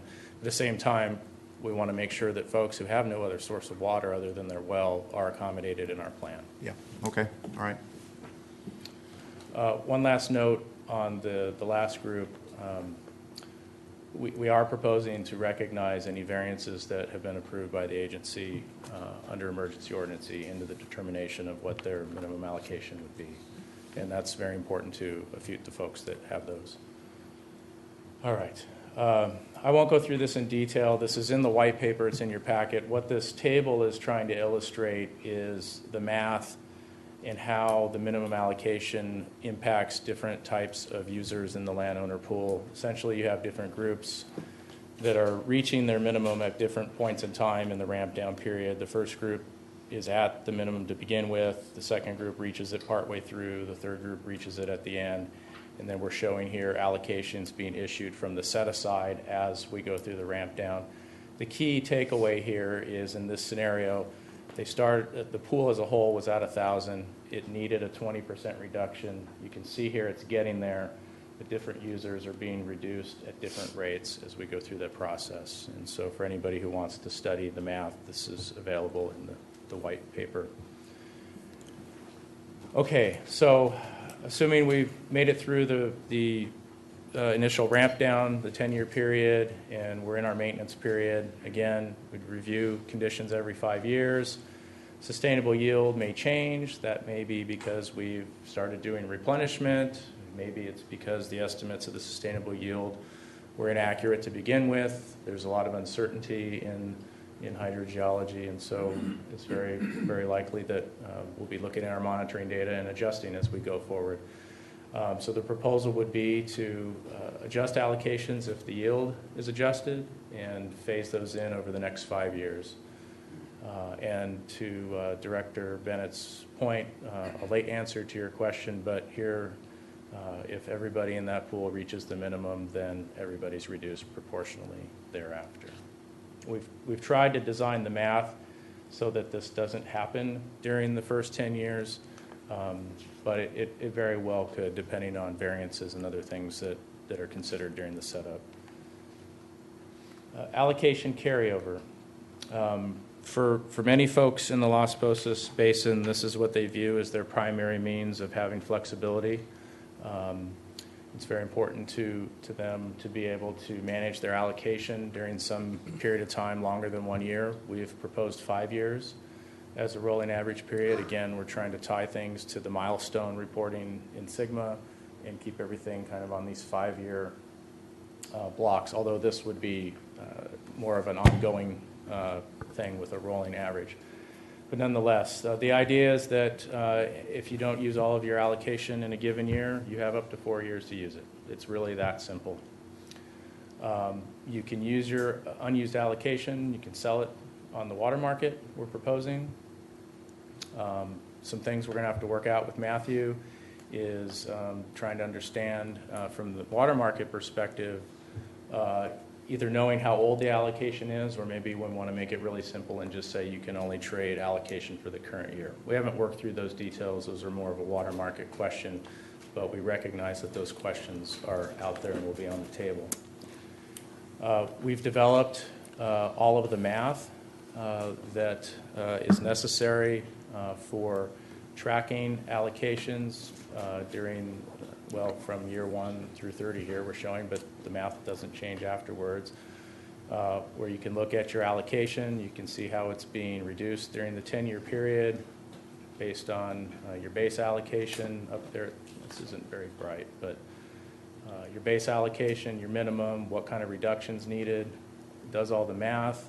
You can enter here in yellow and do scenarios by how much pumping, how much you've purchased from the market or sold.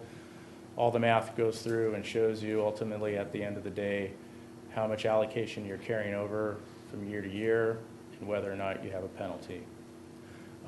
One area that's going to require some discussion with staff and perhaps with the board committee is how do we address the first 5 years as people are building up their 5-year average in terms of penalties. So there's kind of a balance there between wanting folks to be able to use their water over 5 years and not penalizing them too soon, but also there's practical implications for the GMA and letting things get too far before you collect a potential penalty. So we'll want to work through that. For lack of not knowing when a better time is to ask this question, I'll ask it now. So we're at 42% overall in the basin, you know, in terms of pumping. And if I'm understanding this right, whatever, and I know there's a question with the water markets, how far out should we let the trades take place? When you talk about the allocation carryover, I don't have it all worked out in my head, but it strikes me that there's a possibility that we're going to be cutting everybody back, you know, overall in Fox Canyon. Mm-hmm. And that in Las Pasos, people may be actually selling water that comes from an allocation that they got from their, is it 2009 to 2013? Is that what you identified? As the base, yes, as the base period. As the base period. That allocation is not going to get cut back, and that they would be able, at least in the first few years before it gets cut back, they'd be able to sell that in the water market. Is that correct? Well, yeah, so if you look here in this example, the base period pumping was 100, and you can see that each year their allocation is getting reduced. In this case, 20%. They have a minimum, so they stop at 85. So I think the short answer to your question is yes, if they don't use all of this 98, they have up to 4 years to use it. What we need to decide in the water market side is how long would they be eligible to trade that unused allocation from the first year? Should it just be that year or not? And it strikes me, and the other board members may have different thoughts, and I may not be expressing this really. It strikes me that there may be some challenges if Las Pasos has a different sort of allocation system for cutting back to get us down to sustainable yield if we do it differently in other basins. That's something we have to deal with sort of with the basin as we go forward. I think if that does happen, it's going to feel a lot worse if on top of that somebody is selling that allocation and making money while other people are being cut. So I just want to introduce that. You asked for concerns, thoughts, et cetera. I just want to introduce that as a question that I don't have any more formulation of that than that at this point in time, but it's something that at least is in my head as something I want to check out as we go forward. Okay. I'm not sure how to respond to that other than to say that each basin is going to have a different starting point and a different yield, and people are going to be on different tracks in different basins, and that's where we're at. No, didn't work. Okay, forget it. No comment. No comment. Okay. I'm just listening. Certainly those are issues your board is going to have to discuss. We've written this from the perspective of there's a GSP for the Las Pasos Valley Basin. We've gotten together. We think this is what makes the most sense for how we manage in our basin.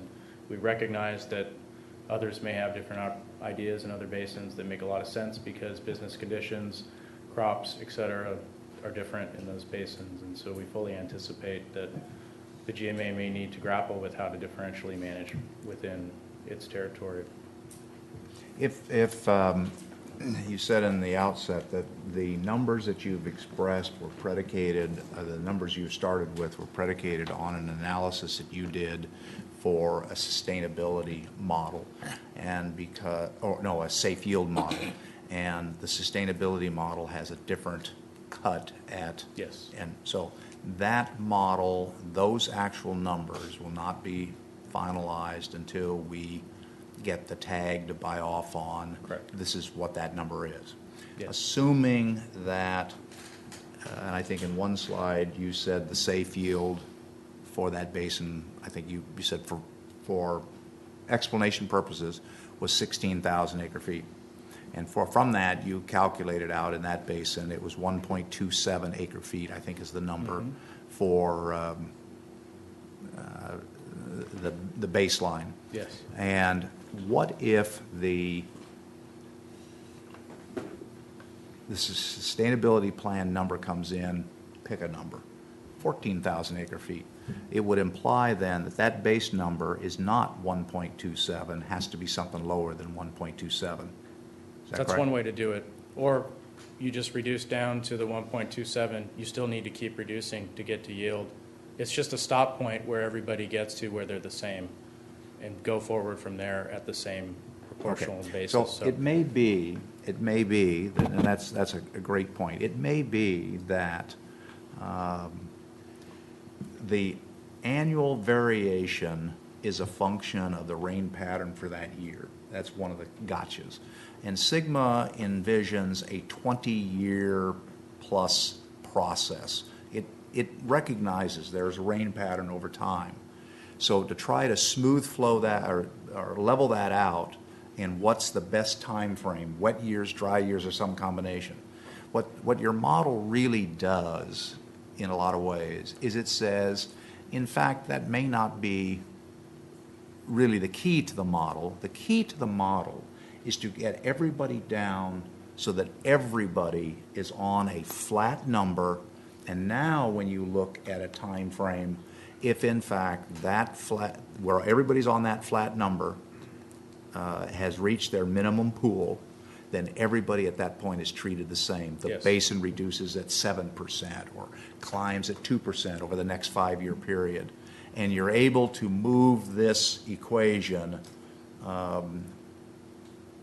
predicated on a model that gets everybody on an even plane. Am I saying it right? That is what will happen over enough time with enough reduction required, yes. Yeah. Okay. All right. I don't know. Did that help? Yeah, and hopefully we won't have all those reductions, so you won't have everybody at minimum, and then you'll be working at this. Well, everybody's going into this with their eyes open. They realize that we will get there. It's just a question of how long. Yeah. So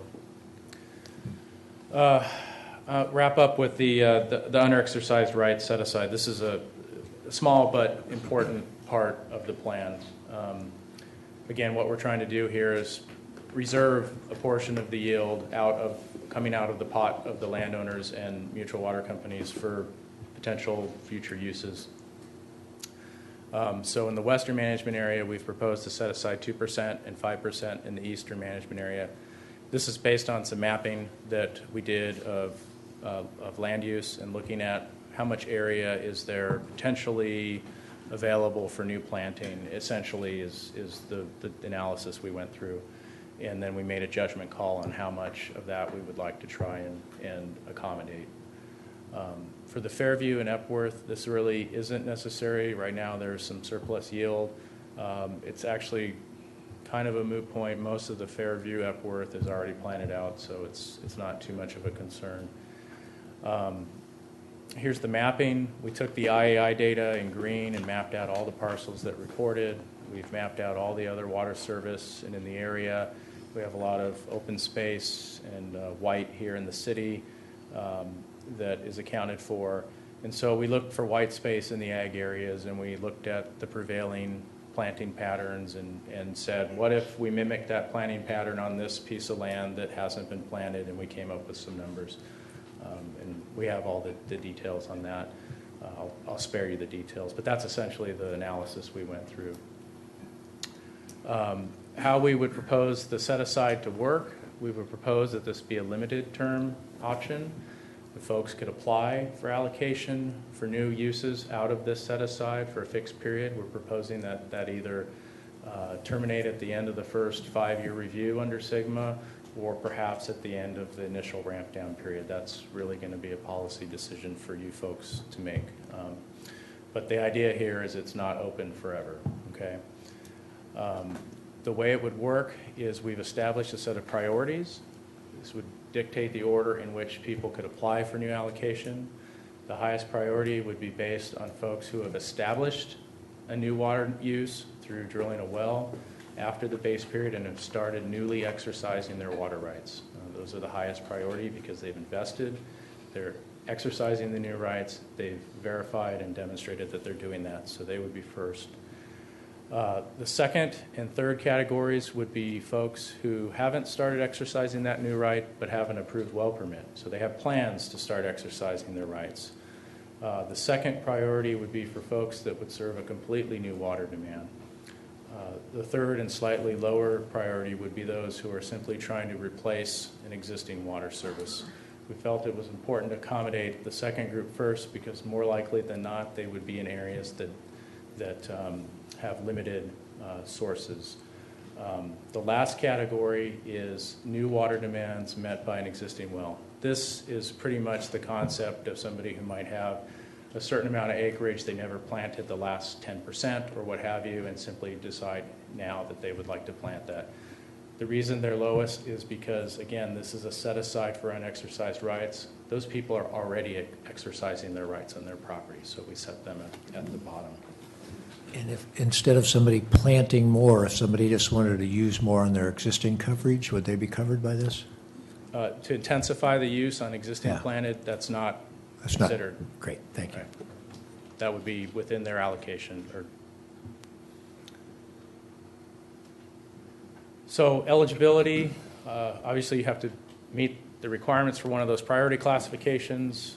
We would propose that we would look at their water use. So if there's somebody that has an existing GMA account or accounts within the basin, basically we'd like to see if they are an above average water user. So if they already have an allocation by virtue of other properties, say they're using 3 acre-feet per acre, the committee felt that that wasn't equitable to give them additional allocation. They already have allocation to work with in their GMA accounts for this new use. So we would propose they need to be a below average user to be eligible. Vesting. We would like to see that this new use be demonstrated for 10 years of beneficial use before it's vested. During that vesting period, we proposed that the new allocation could not be traded on the water market. The idea here is the existing landowners have set aside a portion of the yield for a new use. They don't want somebody turning it around right away and selling it back to them. That's not fair. Failure to vest, obviously the allocation will be forfeited. So pretty straightforward. And if we go through this whole process and there's allocation left in the set-aside that's not claimed, at the end of the sunset period, it would go back to the landowner pool proportionally to everybody. How do you deal with, how do you propose, and maybe you don't have to, if you have an allocation, and in fact it may be true for everybody, if anybody has an allocation, that allocation is vested at the GMA. It is not changed to title of the property.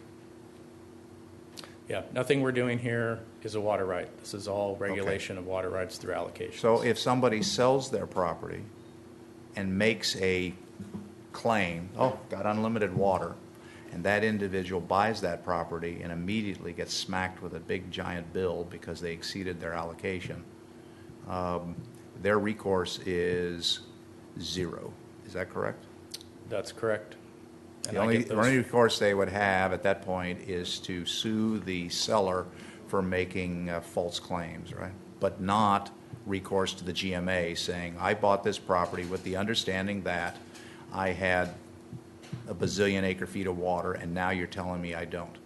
I don't know how they can make that claim. All they have to do is call and ask what allocation the well has, and, You know, people make all kinds of claims. but that's probably a So legal that's something question. we got to make sure that we make sure that's part of the process of us making sure that our internal backroom procedures are in place, that we don't get claims that we have to fight for people who make claims that in fact are outside the scope. Okay? All right. Very good. For some reason, I get those phone calls. I bought the property, why don't I have an allocation? Yeah, So, yeah. Okay, all right. one last element of the proposal, and it's really not specific necessarily to the allocation plan, but Las Posas Users Group would like to see for implementation of the allocation plan and Sigma GSP implementation in general, consideration of formalizing the Las Posas Group as an advisory committee under the GMA, or I'm sorry, under the GSP, an advisory committee to the board, where we could serve in an advisory capacity to your board. Perhaps this could operate somewhat like a planning commission, maybe a little differently.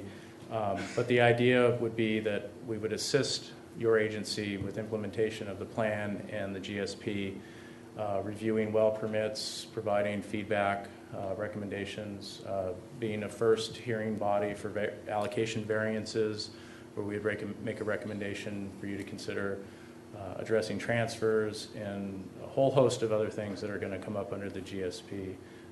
We are not asking for authority, we're asking for advisory under this, and we feel that we can help be a first cut at things and minimize some of the workload for your staff. And there are a number of issues, and I think we've demonstrated this over the years, that we have an ability to sort through and solve some issues and keep some of the fires from burning here down at the government center instead.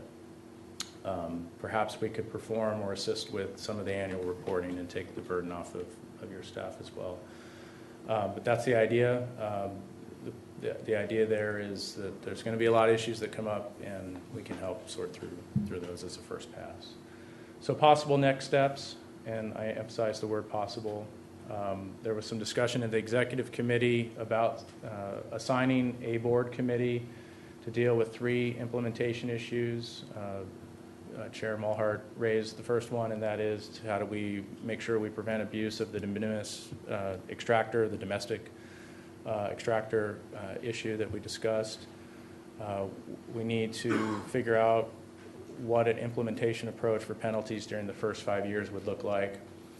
And this whole allocation process is going to need a very robust variance procedure, particularly for the establishment of the initial base allocations. I think there'll be quite a number of folks who, well, maybe not quite a number, but there will be folks who were caught in transition during that 5-year period. Maybe they had planted partway through that are going to want to seek a variance to their base allocation, and we're going to need a robust process for considering those requests. There's no perfect way to set up an initial basis for allocation. No matter what period you pick, there's always going to be somebody in transition, so nothing special about our 5 years, but we want to be able to address those in a fair and equitable and hopefully expedient manner. I think that's, in terms of schedule, LPUG would like to try and move forward with this as a replacement to urgent emergency ordinance E. Ultimately, I believe Sigma is going to require the agency to be reporting on a water year basis. That would be October through September. So we're proposing to try and get on that schedule and try to start implementing this effective October 1 of this coming year. Recognize that that's not very long into the future. In general, what would have to happen, an ordinance would have to be developed, and there's a series of tasks that are no secret in terms of what would have to happen there. But on the right-hand side for implementation, there's a series of things, outreach. Kim talked about database programming earlier. We have to set up the base allocations, go through a validation, deal with variances, et cetera, et cetera. All of these items at one level or another, LPUG is prepared to work with your staff, help your staff do work to move this forward. So we would just like consideration for considering doing this ahead of SGMA. I think it's within your existing authority and your enabling legislation to implement allocations. You already have allocations. This would just be a new type. So with that, I believe any questions I can address. Anybody have questions or comments for Brian off the top of their head at this point? Anybody in the audience?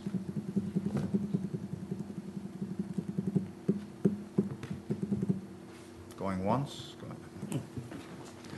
I said it at the executive committee that I was blown away with the level of thought, the depth of thought, the range of thought, and the complexity that went into developing this concept. And I'm sure that as we work forward we're going to find areas where we'll have to make adjustments. But as a general comment, I congratulate the LPUG group for taking on a very difficult, serious issue and trying to address it in a fair, equitable way. I didn't sit through any of those meetings. I'm sure there was a lot of gnashing of the teeth and a lot of towel wringing and you can't get away with that and all those other things that people tend to say. But from a conceptual standpoint, on the face of it, it looks reasonable, it looks fair, and I'm not convinced right now that you have to have every nuance, you have to think through every little nuance in the process. Because as long as the group understands that the starting point is still a variable and the 5-year checkpoints along the way are also variables, that this is in fact a moving process and the end game is it has to be sustainable. SGMA calls for a 20-year goal. This plan actually tries to reach it at the 10-year point. That to me is significant. It tells me that folks have come to grips with the reality of the world we live in, and the faster we can get it done in a reasonable, methodical way gives that element of certainty that I've heard repeatedly from growers across the board in all areas of the GMA's responsibility, and I've heard it from cities. We cannot build a X and not have some certainty in the process.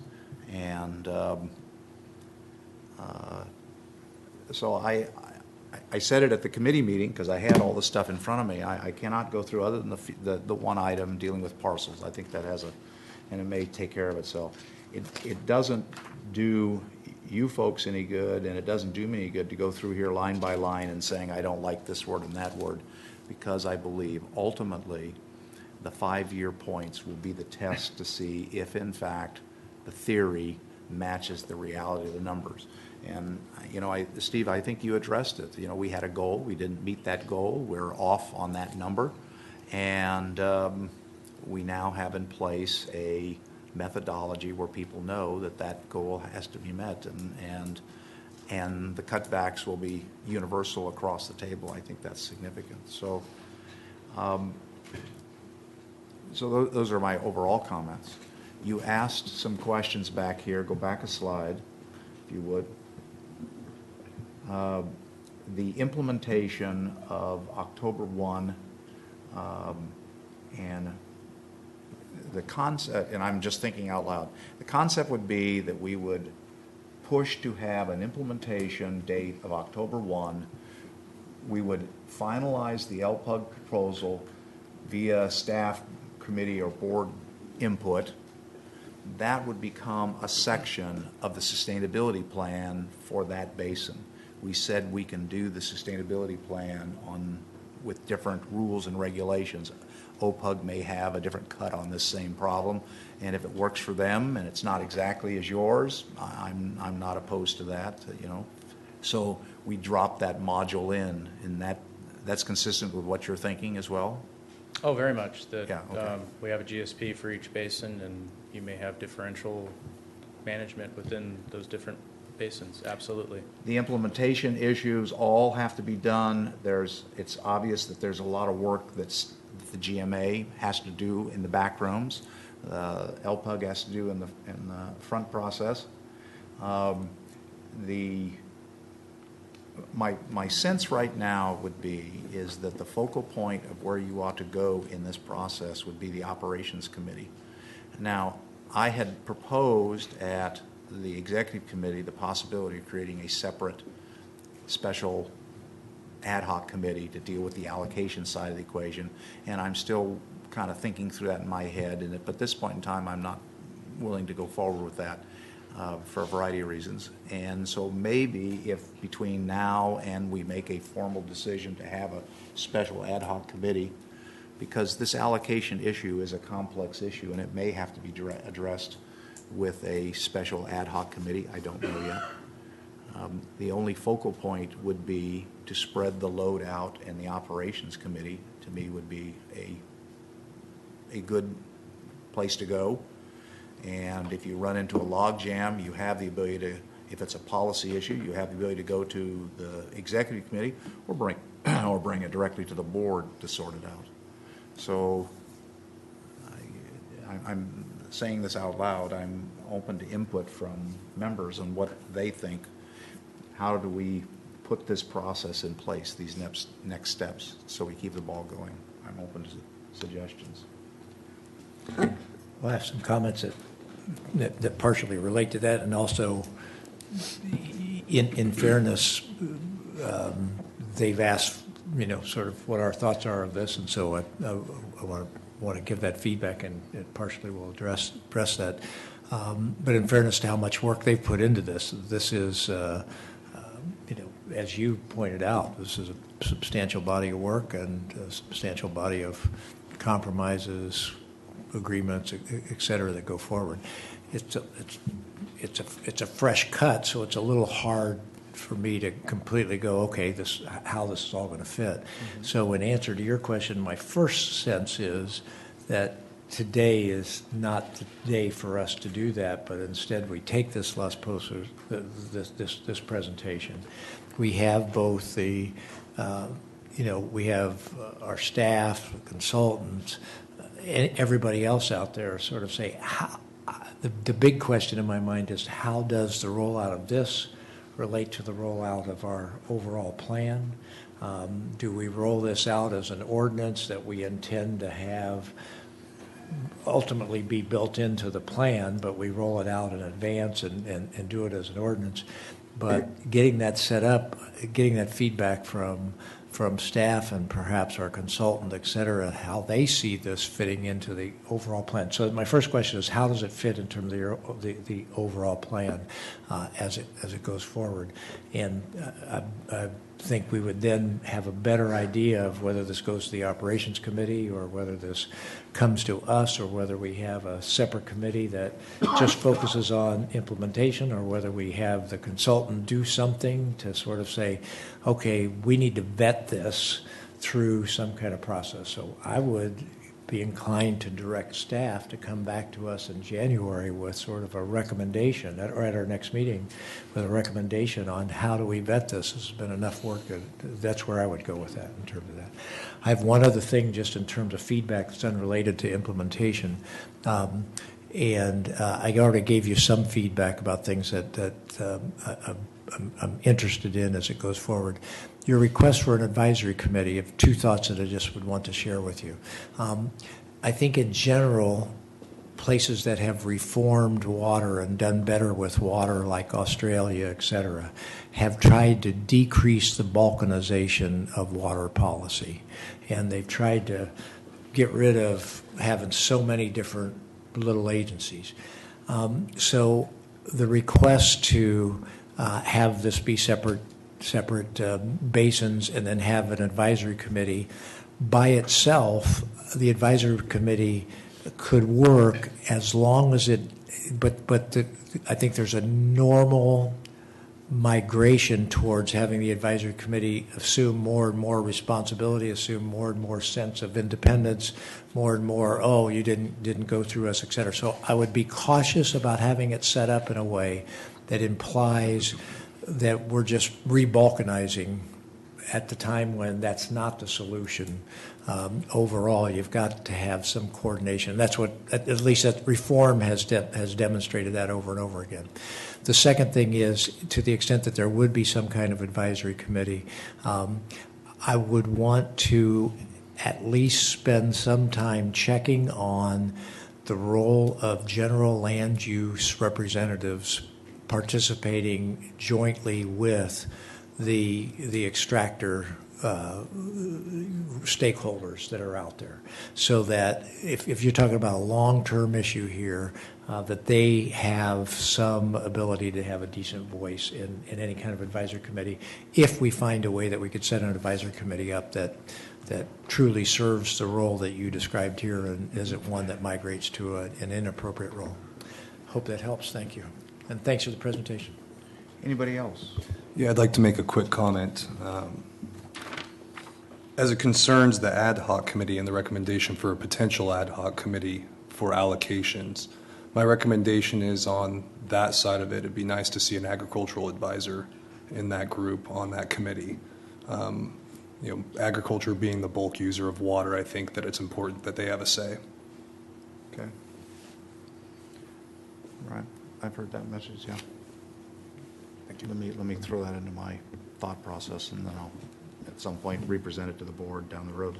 Let's think through that. Okay, Gene. No, I want to echo your comments. I'm not only impressed by the work, but impressed by the fact that the group was able to come together, work through the different personalities as well as the issues, and come up with a consensus plan. I think that, more than anything else, merits consideration by everybody here. Thank you. Neil. I really don't have any extra comments, but I do want to reinforce I'm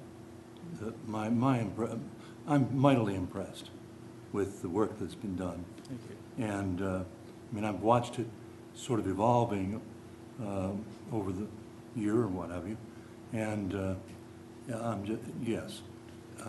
having brought a group of people with diverse interests into a complex problem and offered a consensus response, I think it's great work. Thank you. Thank you. Anybody in the audience? Anybody, again, in the audience? All right, so where do we go from here? I think I like Steve's suggestion. So right now, between now and January, I don't see this running to a bunch of committees. Let's just put that at the table. Let me think through that. And then I'll present my concept for the board to review at some later date, maybe in January. I'll see. And I did hear your comment. I think that's a great comment. Yes, sir. So a suggestion is that we can set up a meeting with the LPUG folks, staff, to develop a set of next steps forward to recommend to you by the January meeting. Yeah, that would be. You have a real roadmap, right? It's an inspirational but a very aggressive schedule, and coordinating the GSP and that's going to be a trick. So a lot of administrativeness too. But yeah, we can get that for you. Okay, so then that would be our direction, is to receive the report. It's the same report that we had received essentially at the executive committee, and I'm pleased that, Brian, you came and did it again. And then we'll go with what Jeff said and that Steve has recommended, okay? And then we'll get a roadmap in January and figure out where we go from there, okay? Sounds good. All right. Thank you. Thank you very much. Thank you. So no other comments. This is a report, receive and file. Any objections to that? Okay, so ordered. We have one, Kathleen, if I may. We have a closed session on the agenda, and in noting the time of day and Steve's schedule, he's adjusted it for us. Is it possible, and are you okay, Jeff and are you okay if we go to closed session and then move this item to January? Can we do that?